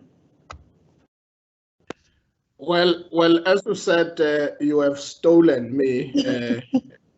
I accept because I think this is an important question that you are has been raised that requires an elder like myself and those above me to begin to give some experiences in relation to balancing of time to traverse between the social and the focus, particularly in the when you are a student, having to deal with your pressures in the academic side. Believe you me, we all went to parties. We all did all traverse from all these challenges that are being raised. But the issue is, I always said, in most cases that when people are sleeping, they don't know whether I'm sleeping or not, because my academic work gelled very well in the evening. You know, in the evening when everybody's sleeping, you own monopoly of wisdom. You amass every wisdom that is out there in order to catch up academically. So I think apportioning time appropriately in line with your own strength as an individual. Because one of the dangers is that we've got young people or students generally who don't understand or didn't even take stock to understand what their strengths and weaknesses as individuals are. And this may lead into a defocus and not being receptive to disruption that you have actually alluded in the question. So as a result, the issue of balancing between your academic and your social activities, it's pivotal towards advancing success at the end of the day. I, for one, I went to those parties like any other young person, but during the night, it was my time with my books. And that is exactly how I traverse the ground. So balancing act, it's very important. Thanks.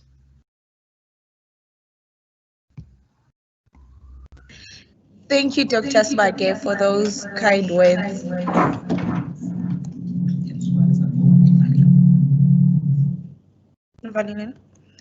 Thank you, Dr. Sibake, for those words.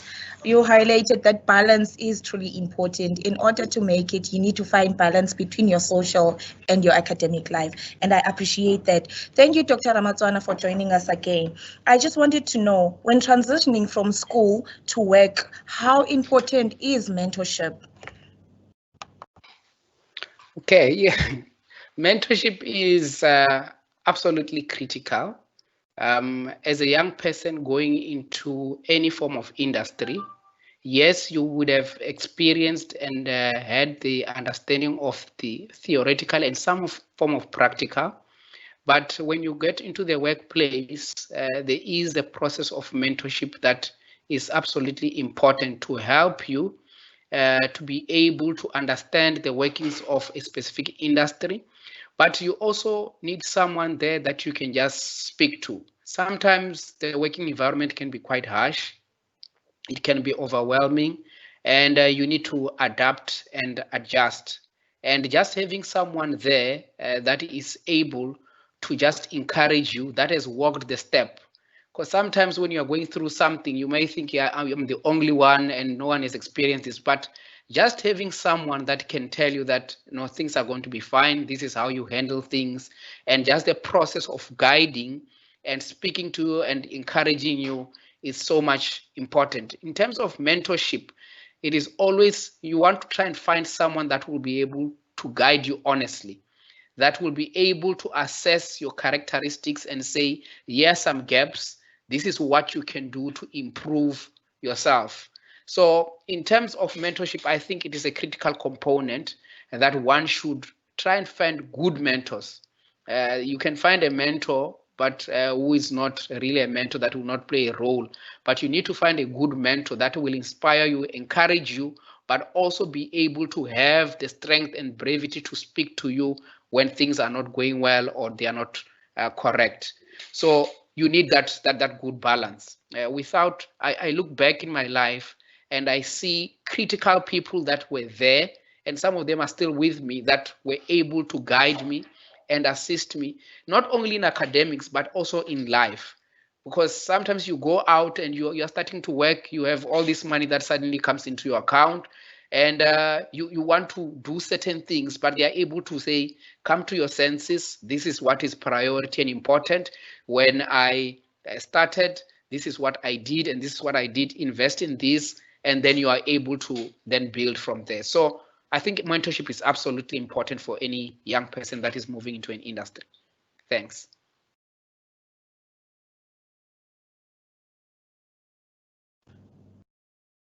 Thank you, Dr. Ramatswana. Ladies and gentlemen, we have come to the end of our questions and answers session. I would like to thank everyone who posted their questions for our speakers, and to our speakers, thank you very much for taking those questions. Thank you.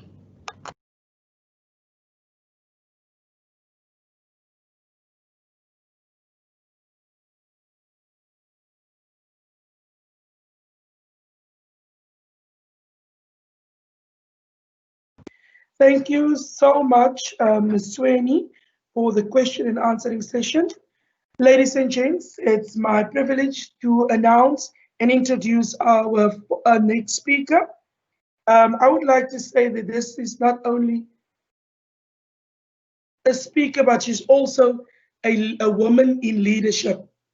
Ladies and gents, she's a wife, a mother, grandmother, and a public advocate in the role of the Executive Deputy Mayor of the George Municipality.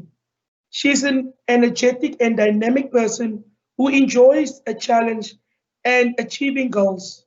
Even though being a female politician by trade, she always be a good Christian by heart and respect community values, which includes respect for other politicians, regardless of their politician affiliation.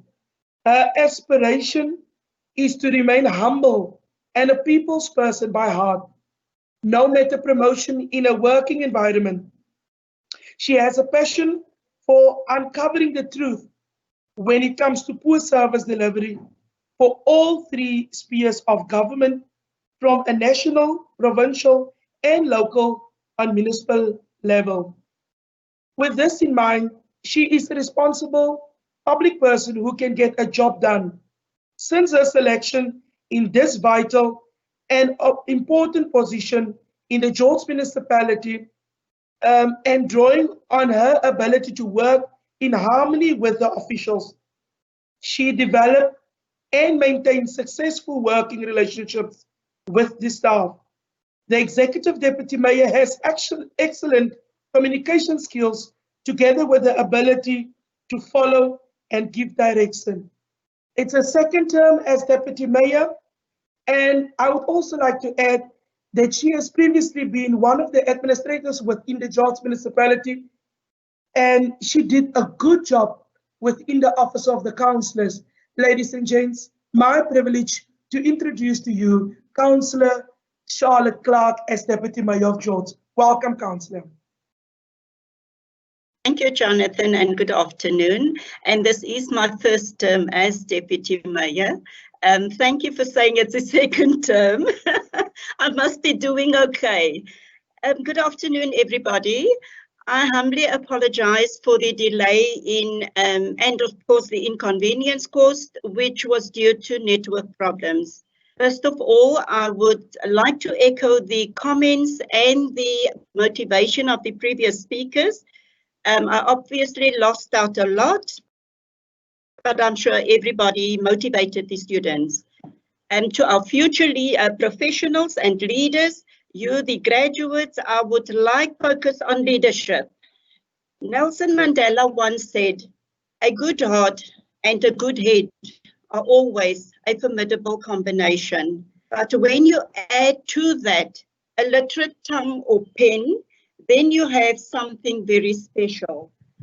And as a woman, a wife, and a grandmother, as Jonathan said, I truly hope that some or even most of you possess those qualities that Mandela and so many others believed in. It is the perfect recipe for quality leadership in the current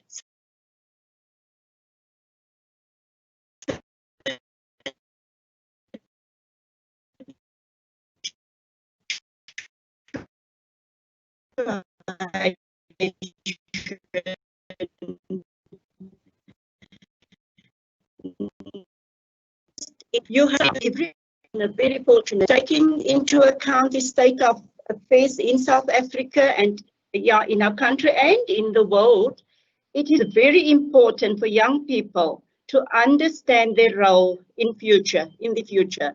You and you alone are going to be the driving force behind the shaping of your future.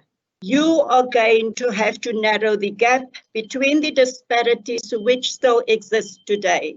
Always remember and understand that knowledge, determination, and courage is the greatest weapon on earth to fight poverty.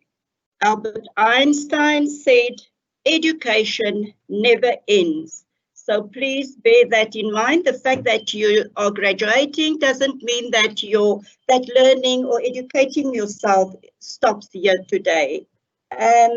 Just a few points on leadership. Leadership, do not see failure as the unfinished business, or leaders do not see failure, sorry. They just see unfinished success and unfinished business. It is about taking responsibility, not making excuses. Leadership demands humility, accountability, and a high sense of responsibility and integrity, as well as clarity and courage. Real leaders are ordinary people with extraordinary deformations. And I'm just an ordinary person, but that doesn't mean the fact that we are ordinary people that we cannot turn situations around. Real leadership is also less about seeking applause and rewards, but more about doing the best work you've ever done and having an impact you've never ever imagined. One is, of course, faced with many, many challenges in leadership, but you have to be strong, but not rude. Be kind, not bully. Be thoughtful, but not lazy. Be humble, not timid. Be proud, not arrogant, and yes, you can be proud. Have humor, but without folly. It is not easy, of course, to work the way we have to work today, working from home, but it can be rewarding. And we simply just have to adapt quickly. We have no choice but to do things differently in the world. The smoother the road you lead your listeners along, the more willing they are to follow. And I want to say to each of you, enjoy the ride. And from the City of George and its council, I would like to wish you all the best and good luck, prosperity in your future endeavors. Never be negative. Always have a positive outlook in life. I do not want to take too much time. I would love to speak to you the whole day, but I held up the program. So all the best in your future endeavors, and just go for it. You are there to change the world. And with that, I would like to say thank you to Jonathan and the other organizers. Thank you, everybody. Have a good day further.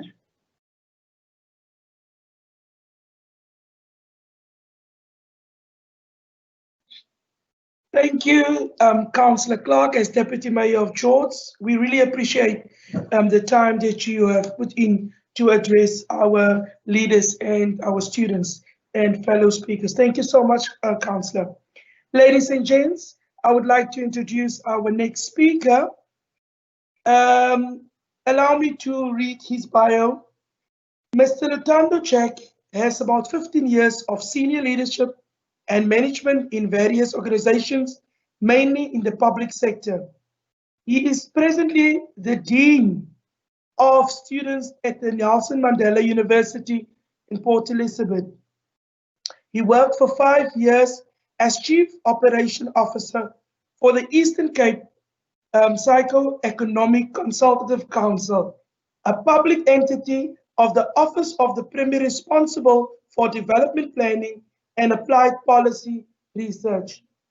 Prior to joining the ECSESS, he worked at Walter Sisulu University as the Chief Risk Officer and Transformation Manager and Director of the Bureau for Institutional Research and Planning.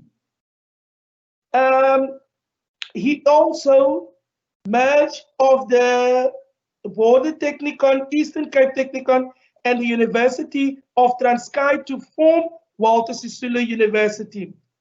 He was institutional planner and head of transformation at the former Eastern Cape Technikon and held the position of the merge manager at the same institution. He has successfully facilitated various strategic planning and organizational development initiatives, conversations, and bosberaad at diverse levels of decision-making, covering various subjects, matters, and he's written and co-written various strategic documents, including plans, policies, and reports. He has also led as an anchor of the government and institutional capabilities working group of the Eastern Cape Planning Commission and contribute to the writing of the provincial cabinet and legislation approved Eastern Cape Provincial Development Plan Vision for 2030. He has held many leadership positions in the progressive student movement, trade union movement, as well as a professional organization, and currently serve in the boards of Boxing South Africa, King Saba, TVET College, the Chris Hani Cooperatives Development Center. He obtained his national diploma in public management and administration from the former Eastern Cape Technikon and a Bachelor of Technology in Public Management from the Port Elizabeth Technikon. He also has a bachelor's and honors in informing and knowledge management from the University of Stellenbosch. His highest qualification is the master's degree in commerce with a specialization in leadership and in management from University of KwaZulu-Natal. Ladies and gents, I would like to give over to Mr. Lutando Jack. Thank you, sir.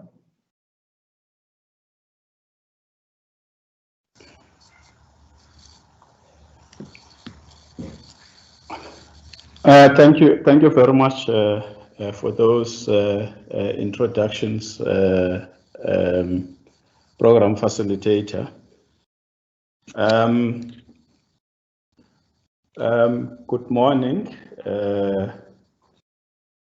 It's still a morning, yeah. I just wanted to make sure.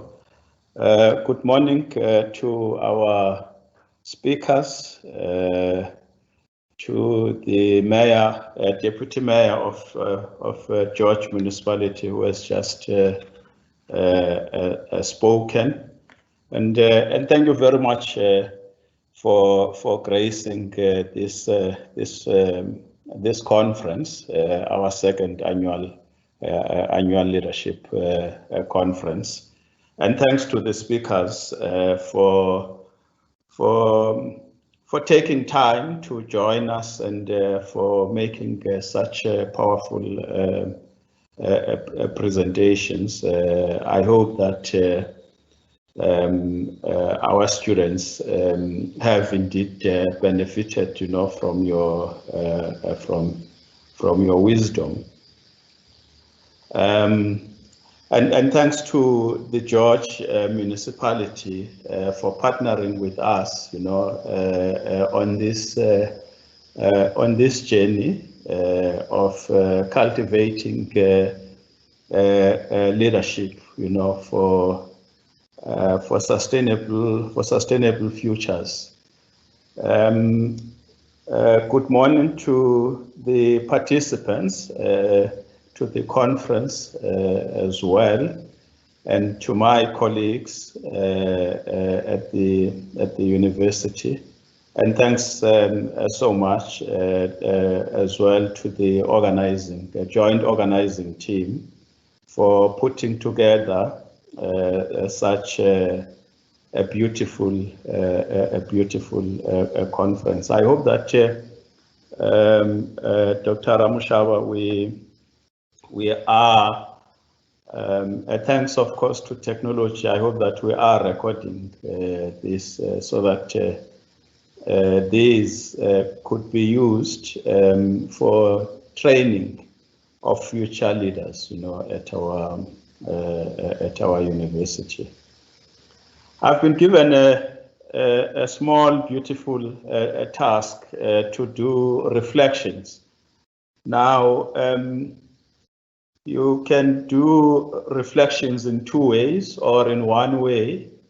You can reflect from the past through the wisdom that has been shared by the speakers. You can also reflect from the future. Do what Otto Schama refers to as learning from the future as it emerges, or learn from the past and learn from the future, at the same time. I know that we because of the things that we have studied, we tend to learn from the past.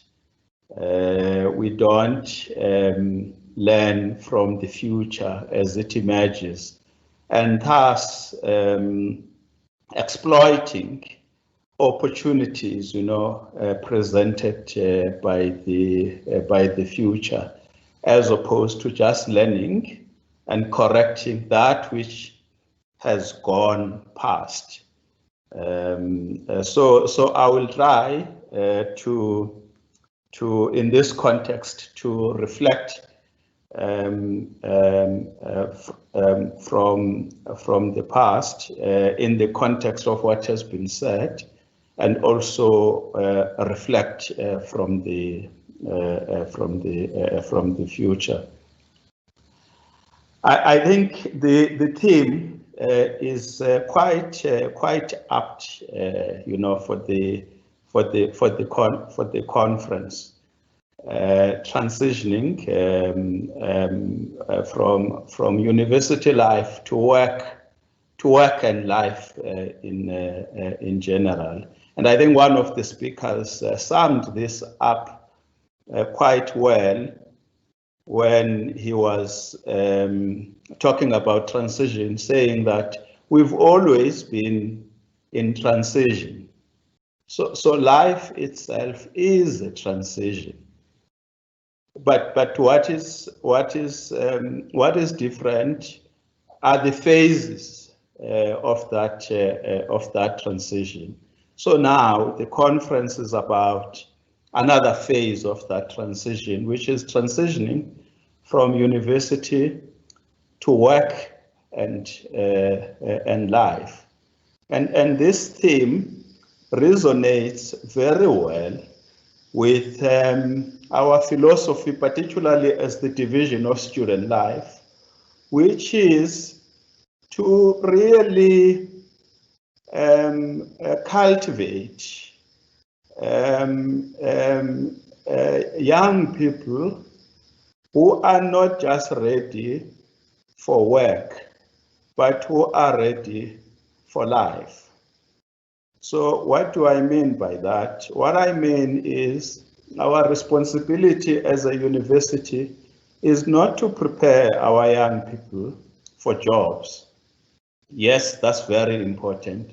but we must prepare them for life. We must prepare them for various phases of transition. We must prepare them for various phases of transition.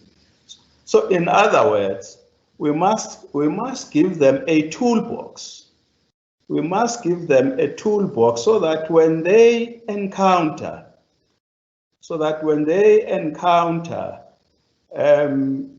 different types of challenges in life, they are able to draw from that toolbox a tool that they are going to use to navigate through those challenges, in life. So it must be a menu. We must give them a menu. That's what I mean by a toolbox. We must give them a menu so that they can be able to reinvent themselves in an ever-changing society. I think Masebeni spoke about the certainty of uncertainty. That's the world that we live in. We've got to be certain about the reality that we are in an uncertain world. Now, in order to thrive in an uncertain world, you really need that menu. You really need a toolbox. Just like a mechanic would need a toolbox in order to fix a car. You will have different types of tools, in the toolbox, so that it does not have to look for this spanner or that spanner in order to fix a particular part of an engine, because he has got that toolbox.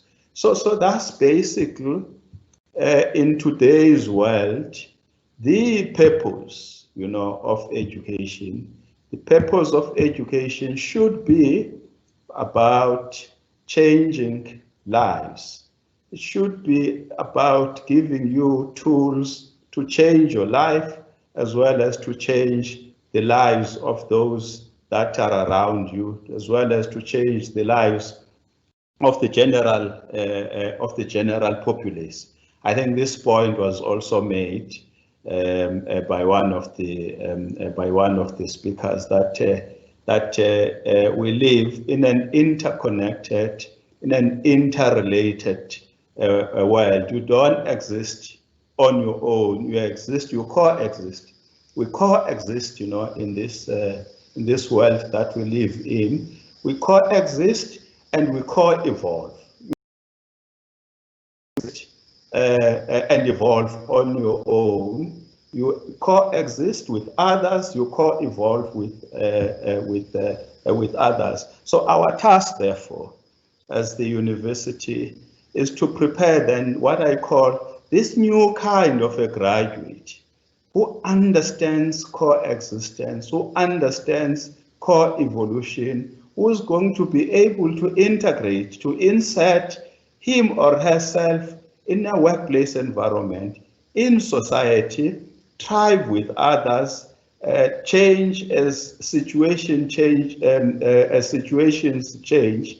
But you can only be able to do that if you've got what I call this toolbox that will enable you to remake yourself, to really continuously reimagine yourself, in an ever-changing world. The other point that has been made is that of a lifelong learning. That we learn every day, and I think the point was also made that we mustn't just learn from books. We must learn from the environment that we find ourselves in.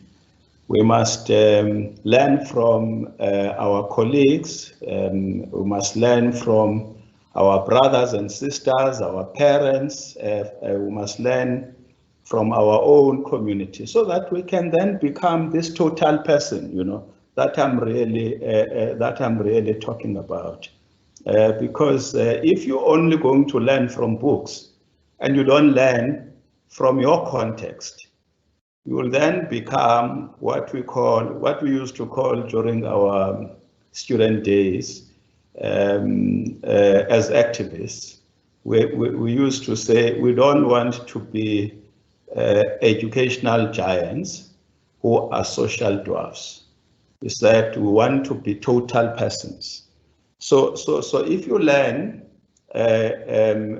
from everyone, you are then going to be this total person because you don't exist in your own world. So in literature, there's what they call agile learning. Be that agile learner. Be adaptive. Hence, part of our graduate attributes talk to us producing students who are imbued with adaptive expertise. You must be able to adapt, into the changing environments. So I therefore think that one thing which I think has been said partly is that I think it's been said in the context of mediocrity, is that we must really be self-reliant. We must be self-reliant.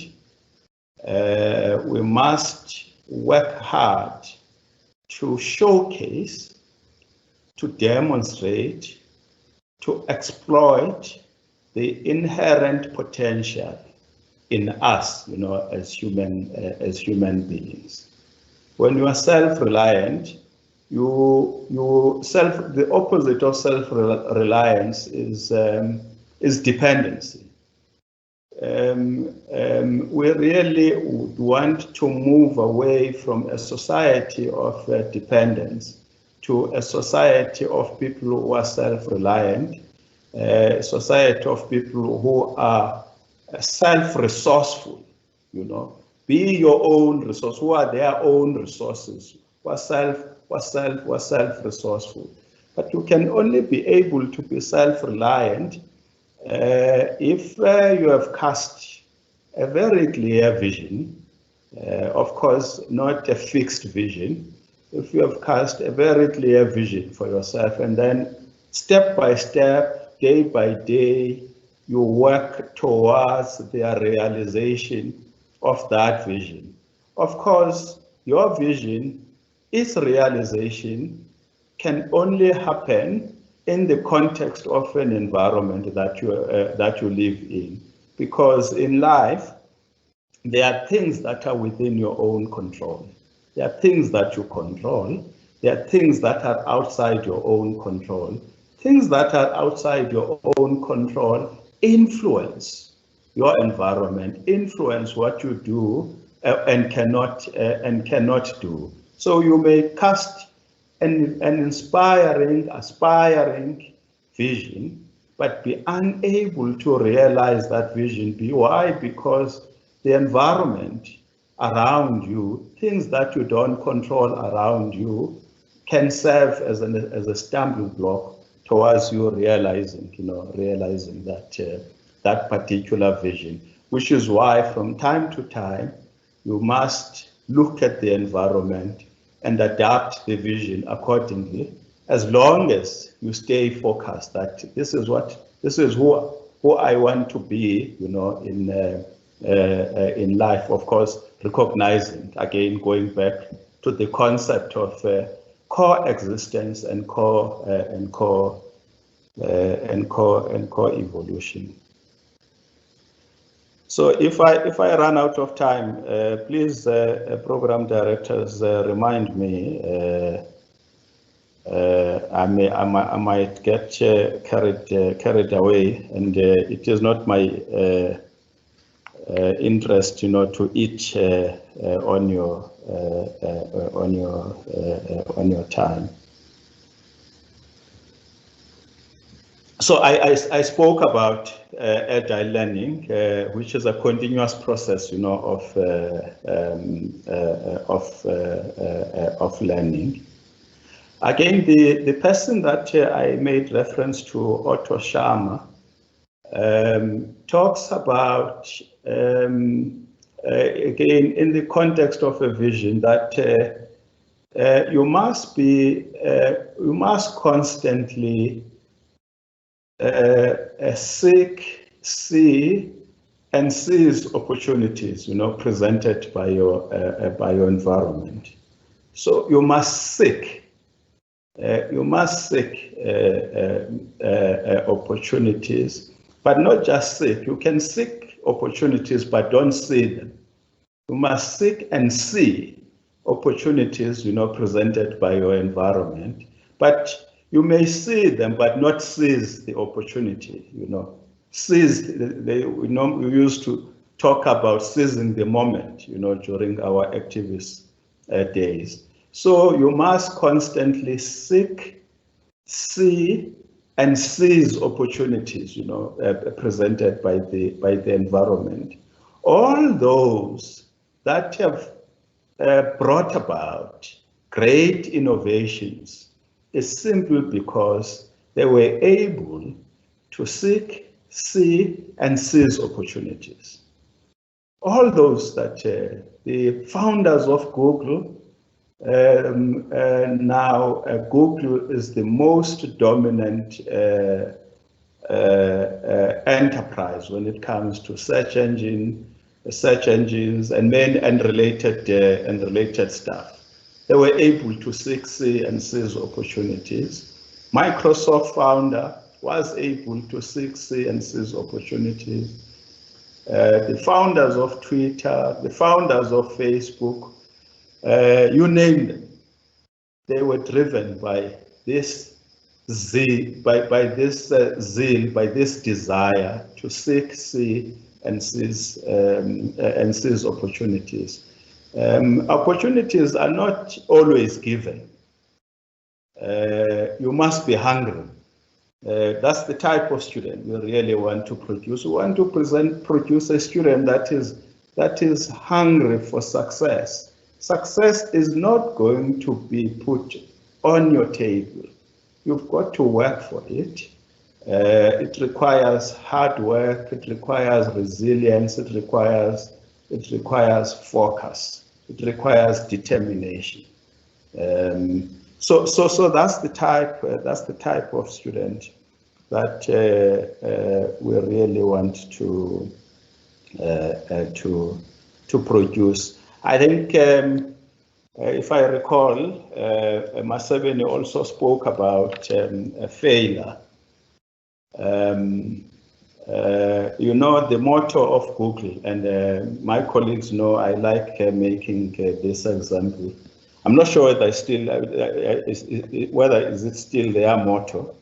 Their motto used to be, or still is, if you fail, fail fast. If you fail, fail fast. Now, the significance of that is that don't fear failure. Never fear failure. But what is important is that it's not about how you fall, but what is important is about how you rise after you had fallen. That's what is important. It's not about how you fell, how you fell. It's about how you rose when you fell. That's what is important. Again, part of our leadership paradigm as the division is that we must, in our students, cause them to unlearn this notion of fragility, this notion of anti-fragility. No, you cannot be fragile. You know, it's wrong to be fragile. we must be fragile, because out of fragility, then that's where novelty may actually come about. That's where innovation may actually come about, which is basically the philosophy of Google: fail and fail fast, so that you can then learn from those failures. And that's what is making Google to be one of the leading companies, in the world. So the last point I would want to make, again, this point has been made, but I want to make it differently. I think I did say that you don't exist for yourself. You don't exist on your own. You exist in an environment. You live in a society that is full of social ills. So your success mustn't be your own success. It must be a success of others as well. So please multiply yourself. Multiply yourselves, because if you succeed and others succeed through you, then we will have a thriving society. We'll have a great country. So we must develop together, because if you succeed alone, others would want to find creative ways, of disrupting your own success. That's a lighter point. But the bigger point is that part of our values as a university is that of Ubuntu, social solidarity, social justice. So we want to thrive together instead of I alone, myself and my family thrive, and my neighbors swim, in the sea of poverty, and I remain in an island, of privilege. So let's therefore really truly be an embodiment of what is referred to as education, as the most beautiful instrument that could be used to really change the world. Education as a liberator of an individual, as well as education as a liberator, of society. And then as an education as a mechanism, not for social reproduction, but as a mechanism, for social transformation. Thank you so much. Let me end there.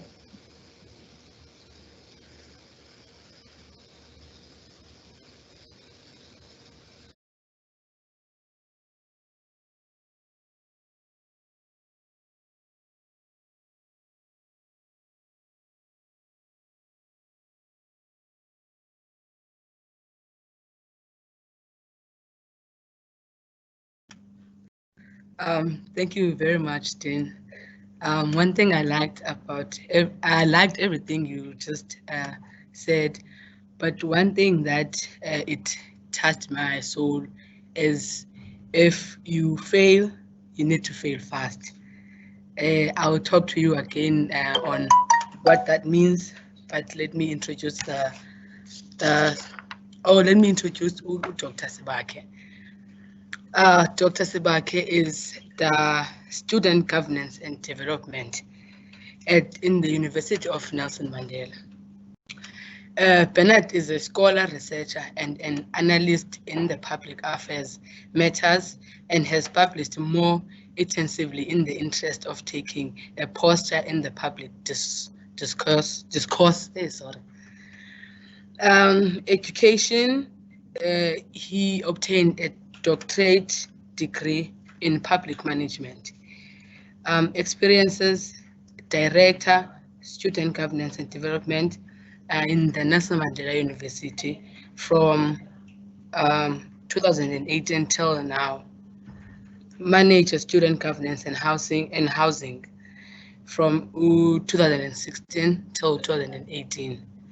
Student Governance and Training Manager, CPUT, from 2012 to 2016.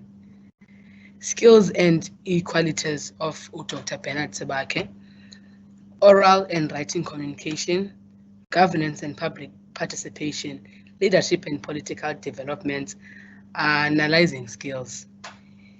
His interests are politics and governance, public participation, elections and reform process, corporate social investment, cooperation and maladministration.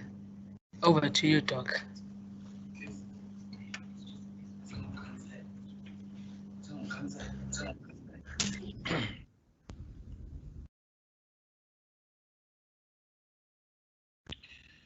Well, thanks for just a short introduction. I didn't want it to be long because I think it's important that today's day is not a day of bios, but it was a day of actually, bringing comfort to the development of young people, utilizing the experience of intergenerational elders in particular who have traversed the similar grounds. It was by way of just simply saying thank you very much for the opportunity that you have afforded me to actually make some few closing remarks, as it has been termed on the program. Let me acknowledge the Deputy Mayor present and all the presenters who have actually, shared their stories, which are the stories of hope, the stories of bitterness, and the stories of how we have actually, majority of us, and indeed majority of young people even currently traverse from. This is the story of Africa. This is the story of where we come from. And that is why I put price on discussions of this nature, because they've got a significant in making an introspection and reflection about where we come from. How do we totally change the material conditions of our people on the ground, utilizing these very same experiences? I think firstly, I must also accept that I've been put in a difficult stage because since the beginning of this conference, I have finished a notepad, writing as many notes as possible. But as the speakers begin to take the podium to address the conference, I don't know how many pages I had to discard out of my notes because all the nice or the bitter narratives that are at the center, an integral part of the objective of this conference, have been addressed. But I also take an opportunity that my role is actually as simple as possible to just make a summary in order to create a strategic alignment to the outlook of the society, what we stand for as Nelson Mandela University, and also in acknowledging the fact that the presence of the municipality reflects that there is no even single entity in the world that owns the monopoly of wisdom or that have all the solutions towards ensuring that we totally change the material conditions of our young people in building prosperous Africa. So the presence of the municipality as partners plays that important narrative that we share objectives on what we would want to see as a total change of the lives of ordinary people on the ground. I have elected to take a particular tone out of the summary of what the majority of the speakers have actually indicated. I captured the words that have been used by Dr. Let me not call the wrong name, Dr. Ramanzwan. He gave a very powerful story to say there is this chili cup and there is this sweet cup. Where do you start? But the reality of the matter is that because of the material conditions where we come from, where we grew from, majority of African children start with the chili one.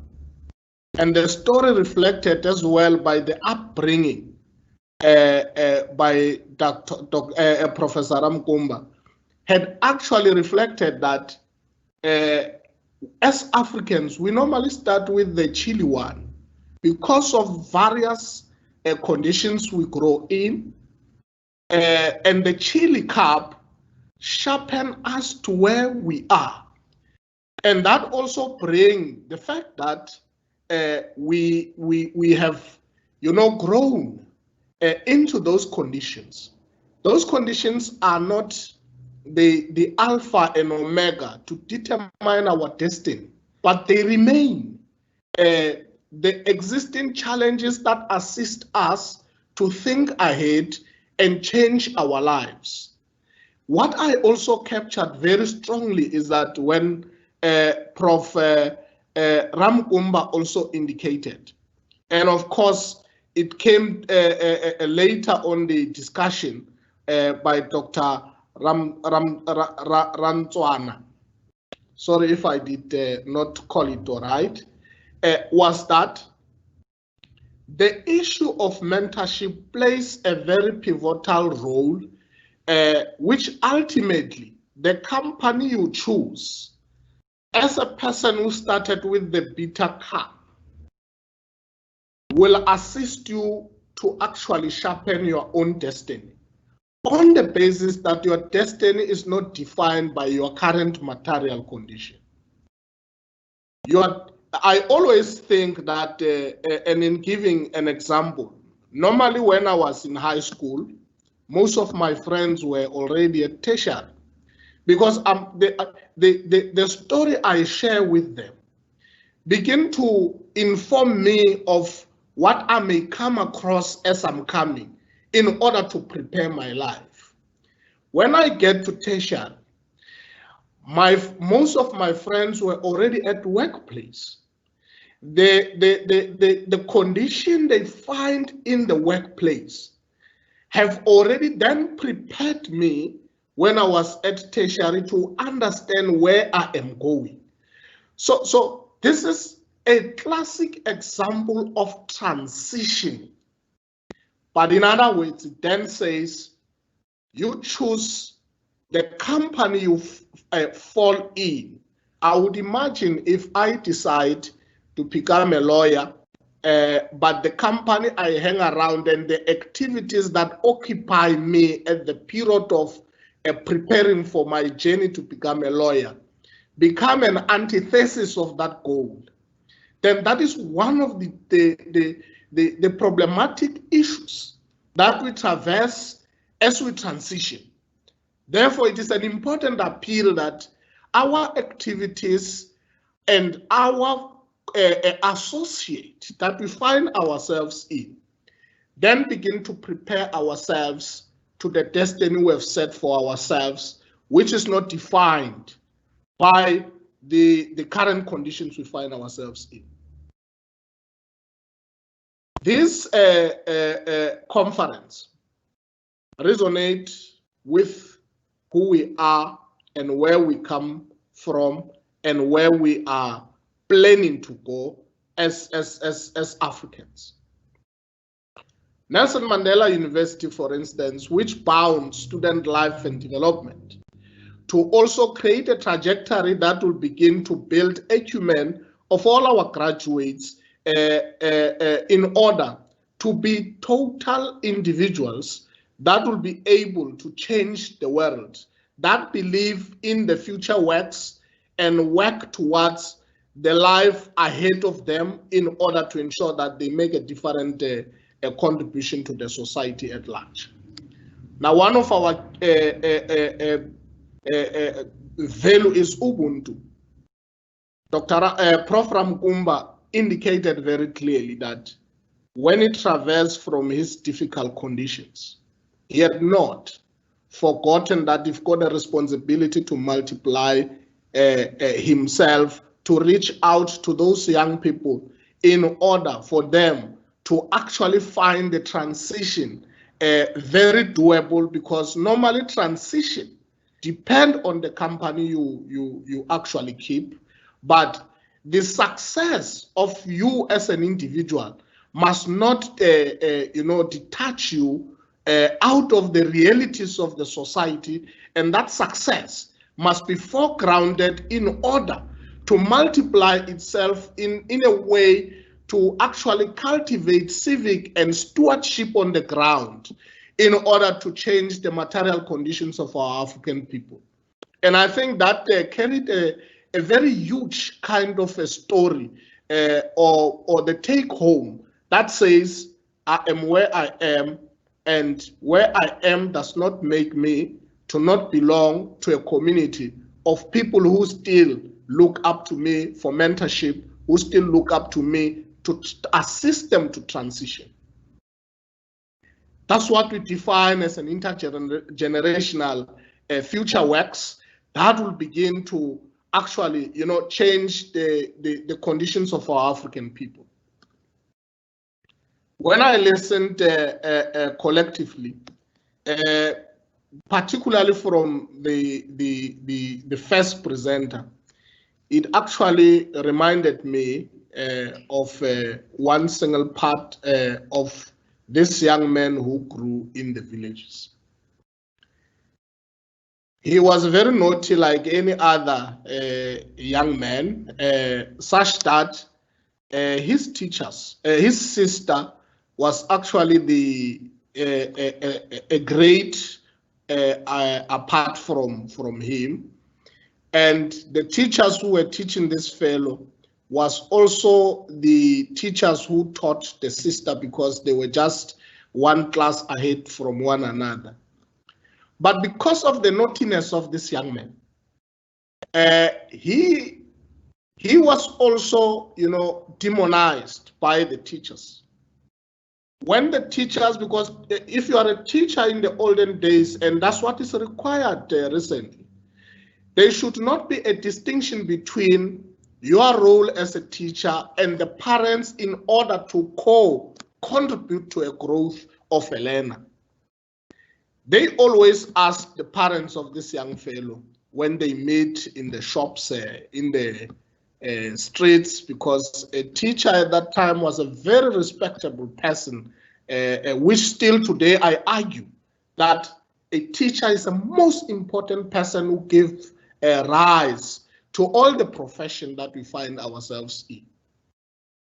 They will ask the parents of this fellow, where is so and so? They refer to the sister.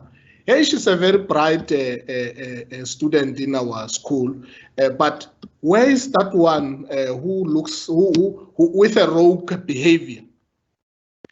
And this grew in the minds of the parents that we have a young man here who has a rogue behavior that has been noticed by the teachers, and the issue of rogueness dominated the parents and even the teachers, that they gave up on this young man, that he will become a rogue individual in future. But the young man did not give up. The young man realized that, how people label you does not define your destiny and where you are going. The first time the family tested or recognized that they can be able to have one in the family to drive a car was a car bought by the rogue young man. And the rogue young man has never been mentored to an extent that they could then be able to say, we have been able to mentor this young man to where he is. The young man took the weights of being labeled as a rogue character and changed his life. It is today that the rogue young men occupy a very important space in life, which actually he used the conditions and how people looked at him at that point when he was still growing to say, this does not say it translates on who I am and where I am going with my life. This story touched me as all the presenters begin to reflect on the upbringing. So, which actually says to me, the discourse or the contribution to the social justice and Ubuntu start with us to translate and assist young ones to actually transition from various odds of life where they travel, and in order to make them an important people in the society. And as a result, our character recognize the fact that the achievement and taking Africa where it is to deliver it to the Agenda 2063 and to take Africa or South Africa where it is to achieve the objectives of the National Development Plan start from our own behavior, start from our own eagerness to want to contribute to the development of these young people and assist them to transition. It is up to where I am now that I begin to realize the significance of this kind of a discussion and begin to realize that this is an important for all young people and those who have actually had the story to tell to actually begin to reflect and mentor the young ones in order to totally change their lives. And I want to indicate that it has been a very a wonderful day. We have learned from all the stories that have been related, and we have fine-tuned ourselves to be those catalysts and to be those agents who lead the societal change through our own effort in order to deal with the issue of social justice. I know I'm also at some point get to be carried on, but thank you for the opportunity so that I don't take into the time of the program, and hope that this discussion does not end in this conference, will guide us as we move along in order to ensure that we become agents of leading societal transformation and develop a generation that will be able to carry the spear forward. Thank you very much.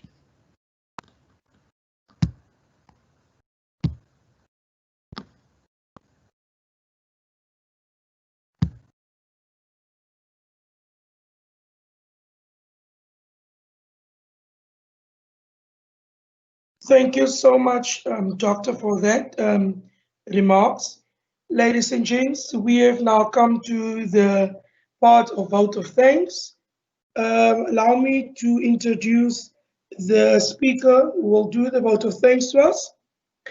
Nobisa Tembani, born and bred in Cape Town, where she completed her primary and secondary in Mossel Bay. She is a final year diploma management student enrolled with Nelson Mandela University. She joined student politics in 2016 when it was not fashionable to do so and when there were no rewards for sacrifice of your time to assist students. She is a crop of student that refused to leave student politics even during trying times.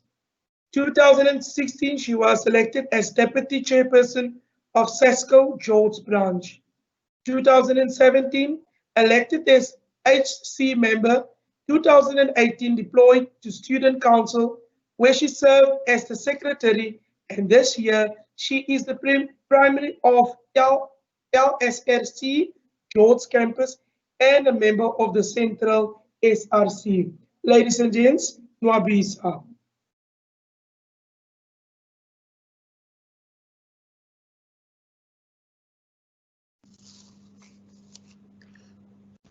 Okay, thank you, Lady Jojo. Okay, good afternoon, everybody. As mentioned by Lady Jojo, I'm Nwabisa Tembani. I deem it a great privilege to propose the vote of thanks on this memorable occasion. It is very important for us as students to understand the transition in life, work, and that your past does not determine your future. First and foremost, I would like to take this opportunity and thank our speakers, which are Deputy Mayor Clark, Professor Ramukumba, Mr. Masebeni, Dr. Ramutswana, Mr. Jack, and Dr. Sibake, for these powerful words of encouragement and sharing your life stories with us.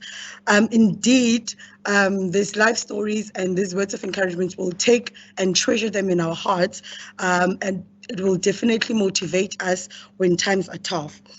The next group of people we need to acknowledge are the organizers, facilitators who made this event happen today. This includes Ms. Chanel and Mr. Poncho, our tech team, who worked tirelessly behind the scenes to bring this event to us today. A heartfelt thanks to all the distinguished invitees, guests, and student community who are present today, who actually accepted our invitation and made time to join us today. Last but not least, a special thanks to George Municipality and Student Life and Development for your cooperation in making this function a success. And I finally leave you with this quote from Henry Kissinger, that a diamond is just a piece of charcoal that handles stress exceptionally well. And I thank everybody for joining in. Back to you, Jojo.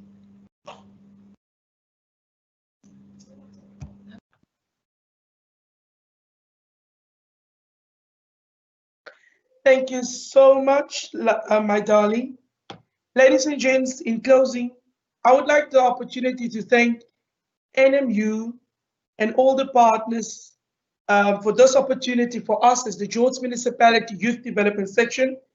From my side, Jojo, Lady Jojo, and our Youth Development Coordinator, Janelle Rahida Kirspe.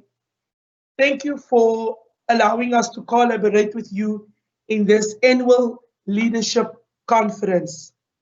I would like to encourage the students of NMU with the following.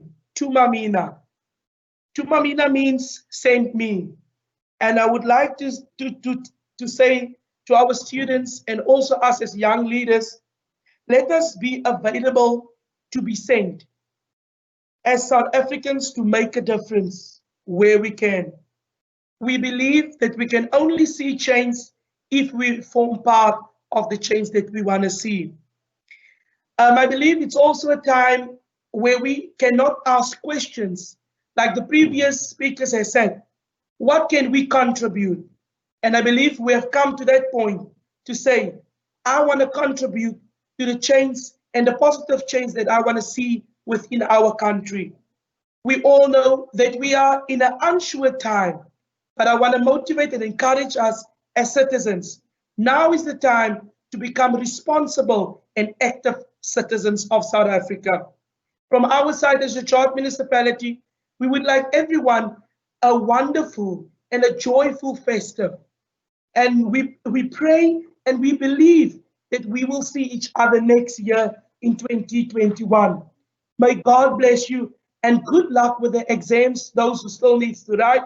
Good luck and do your best and never give up. Remember, perseverance is part of my character. I want you to make it part of your character. God bless you, the whole of the organizing team of NMU. Nakona, baby, you did good. Doc, I would like to thank you also for the wonderful work that you guys are doing and the excellent work that you put in everything. God bless you. Goodbye.